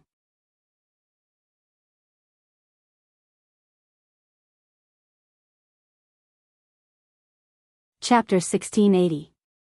Accompanied by the loud sound of wheels, wooden chariots drove through the streets of Kolochas in a grandiose manner. The wooden war chariots were all connected together by iron chains, forming a long line. Amidst the loud sound of wheels, the chariots moved at a steady speed towards the direction of the giant egg frage. On the moving wooden chariots, a group of magic shooters were racing. That's right, it was a race. Through the projection magic crystal set up in Egg Fra Bird, the magic shooters and the audience from all over the continent could clearly see the entire process of the race. However, it was precisely because of this that all the audience fell into a very strange state of silence when they saw the situation on the projection magic crystal. In particular, the magic shooters from Fairy Tail and Saber-Tooth had already entered an extremely speechless state. There was no other reason other than the fact that the outcome of the competition was beyond everyone's expectations. The competition on the second day of the Great Demonic Combat Arts Exhibition competition was about chariots. The rules of this competition were very simple. It was to let the contestants of the 8 teams race on the chariots. During the race, the contestants could not fall off the chariot. Once they touched the ground outside the chariot, they would be eliminated. During this period, there were no restrictions on the use of magic, nor were there any restrictions on the use of any means. As long as they did not fall off the chariot and successfully reached the finish line, it would be considered over. Finally, according to the order of arrival at the finish line, the teams of each guild would receive different points. It was such a simple competition. However, it was precisely because of this competition that the audience in the entire venue was speechless. The reason was because of the situation shown in the last projection magic crystal. Woo! In the last part of the wooden chariots that were moving towards the flattened egg, 3 sorcerers were lying on the chariots with ashen faces. They were like worms that were constantly wriggling forward. Those 3 people were Naz, Gadjaloo, and Sting. The contestants of the other teams had already far surpassed these 3 people, and opened up a distance that was absolutely impossible to surpass. Only Naz, Gadjaloo, and Sting were lying on the chariot like worms, crawling forward with great difficulty. Seeing this scene, the audience looked at each other in dismay. Looking at this scene, the sorcerers belonging to Saber-Tooth lowered their heads in shame, as if they had no face to see anyone. Looking at this scene, the faces of everyone from Fairy Tail twitched. Looking at this scene, Noah almost covered his face. He really couldn't bear to continue watching. Under the strange atmosphere, Chabadi helplessly picked up the microphone and said this with a face full of shame. Looks like the contestants from the top 3 teams are all suffering from motion sickness. The audience fell silent. Then, they burst into laughter. What? So, even the former strongest guild and the current strongest guild have weaknesses? Come on. At least you're still opponents. Don't fall to last place. Good luck. Ha ha ha ha. The laughter of goodwill and ridicule continued to echo in the field.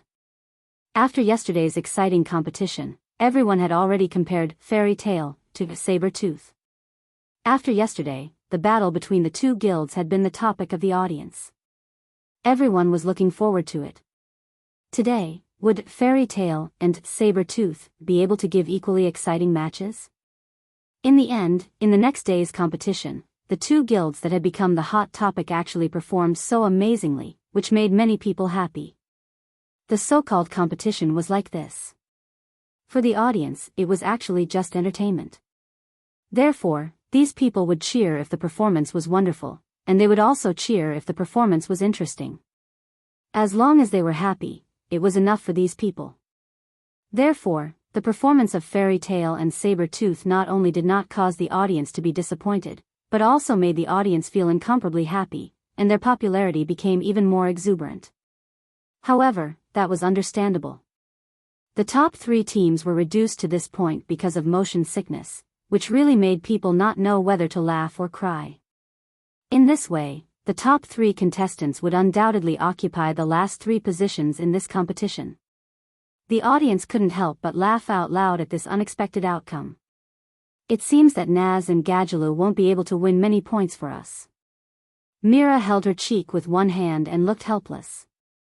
Fortunately, Sting of Saber-Tooth is the same, otherwise it would be too disadvantageous for us. That guy named Sting also can't do anything about transportation. Is that really the weakness of the Dragon Slayer magic shooter? Jubian was puzzled. Also, undoubtedly, when you see the word chariot, you can more or less expect the content of the competition to be related to transportation. Why did you let Mr. Naz and Mr. Gadjaloo play? Those 2 idiots insisted on playing, saying that if they didn't play, it would be considered as running away, so they had to play no matter what. Laxus curled his lips and said, I guess that the Dragon Slayer magic shooter of Saber-Tooth also said that he wanted to play and was afraid that he wouldn't be able to get off the stage, so he braced himself and played together with them, right? What the hell is this? Noah didn't know what to say. Previously, when we were confronting each other, you spoke so highly of yourself. In the end, regardless of whether it was Fairy Tail or Saber-Tooth, both of them ended up like this. Doesn't this make you look like a fool? Well, at least Naz and Gadjaloo haven't given up yet. Mira still looked a little helpless, but she comforted him gently. As long as they don't lose to Saber-Tooth, it's fine. In fact, although Naz and Gadjaloo's faces were ashen, they insisted on crawling forward, pulling away from Sting little by little. Sting's face was ugly at this result. He wanted to crawl forward like Naz and Gadjaloo, but he couldn't do it no matter what. Sting, who understood how difficult it was to move forward in a state of motion sickness, finally had a trace of puzzlement and shock. Why? Why can Naz and Gadjaloo insist on moving forward, but I can't? It wasn't until this time that Sting remembered Noah's words. The so-called guild is a place where companions, family, and friends gather. Only when everyone gathers together can it be called a guild. So, we will fight for our companions and become the strongest. And you, at best, are fighting for your reputation, which is not at the same level as our beliefs. So, we are different. No, it should be said that you can't compare to us. Thinking of those words at that time, Sting clenched his teeth and fell silent. Is this the difference between me and them? Is this the reason why they can move forward? Could this be the fairy tale? With these doubts, in the end, Sting was unable to surpass Naz and Gadjaloo. Naz and Gadjaloo took away the 6th and 7th places respectively, obtaining 2 and 1 points, while he himself got 0 points. Under such circumstances, Sting silently returned to the contestant area amidst the laughter of the audience. The previous provocation of Fairy Tail ended with Sting's complete defeat. However, the conflict between the 2 guilds did not stop there. Next up is the first duel of the day, Fairy Tail B Team Noah Dole vs Saber-Tooth Shuanai Agulia. You're tuning into the Journey of the Soul YouTube channel. Don't forget to subscribe and join us on this journey to catch the most captivating stories.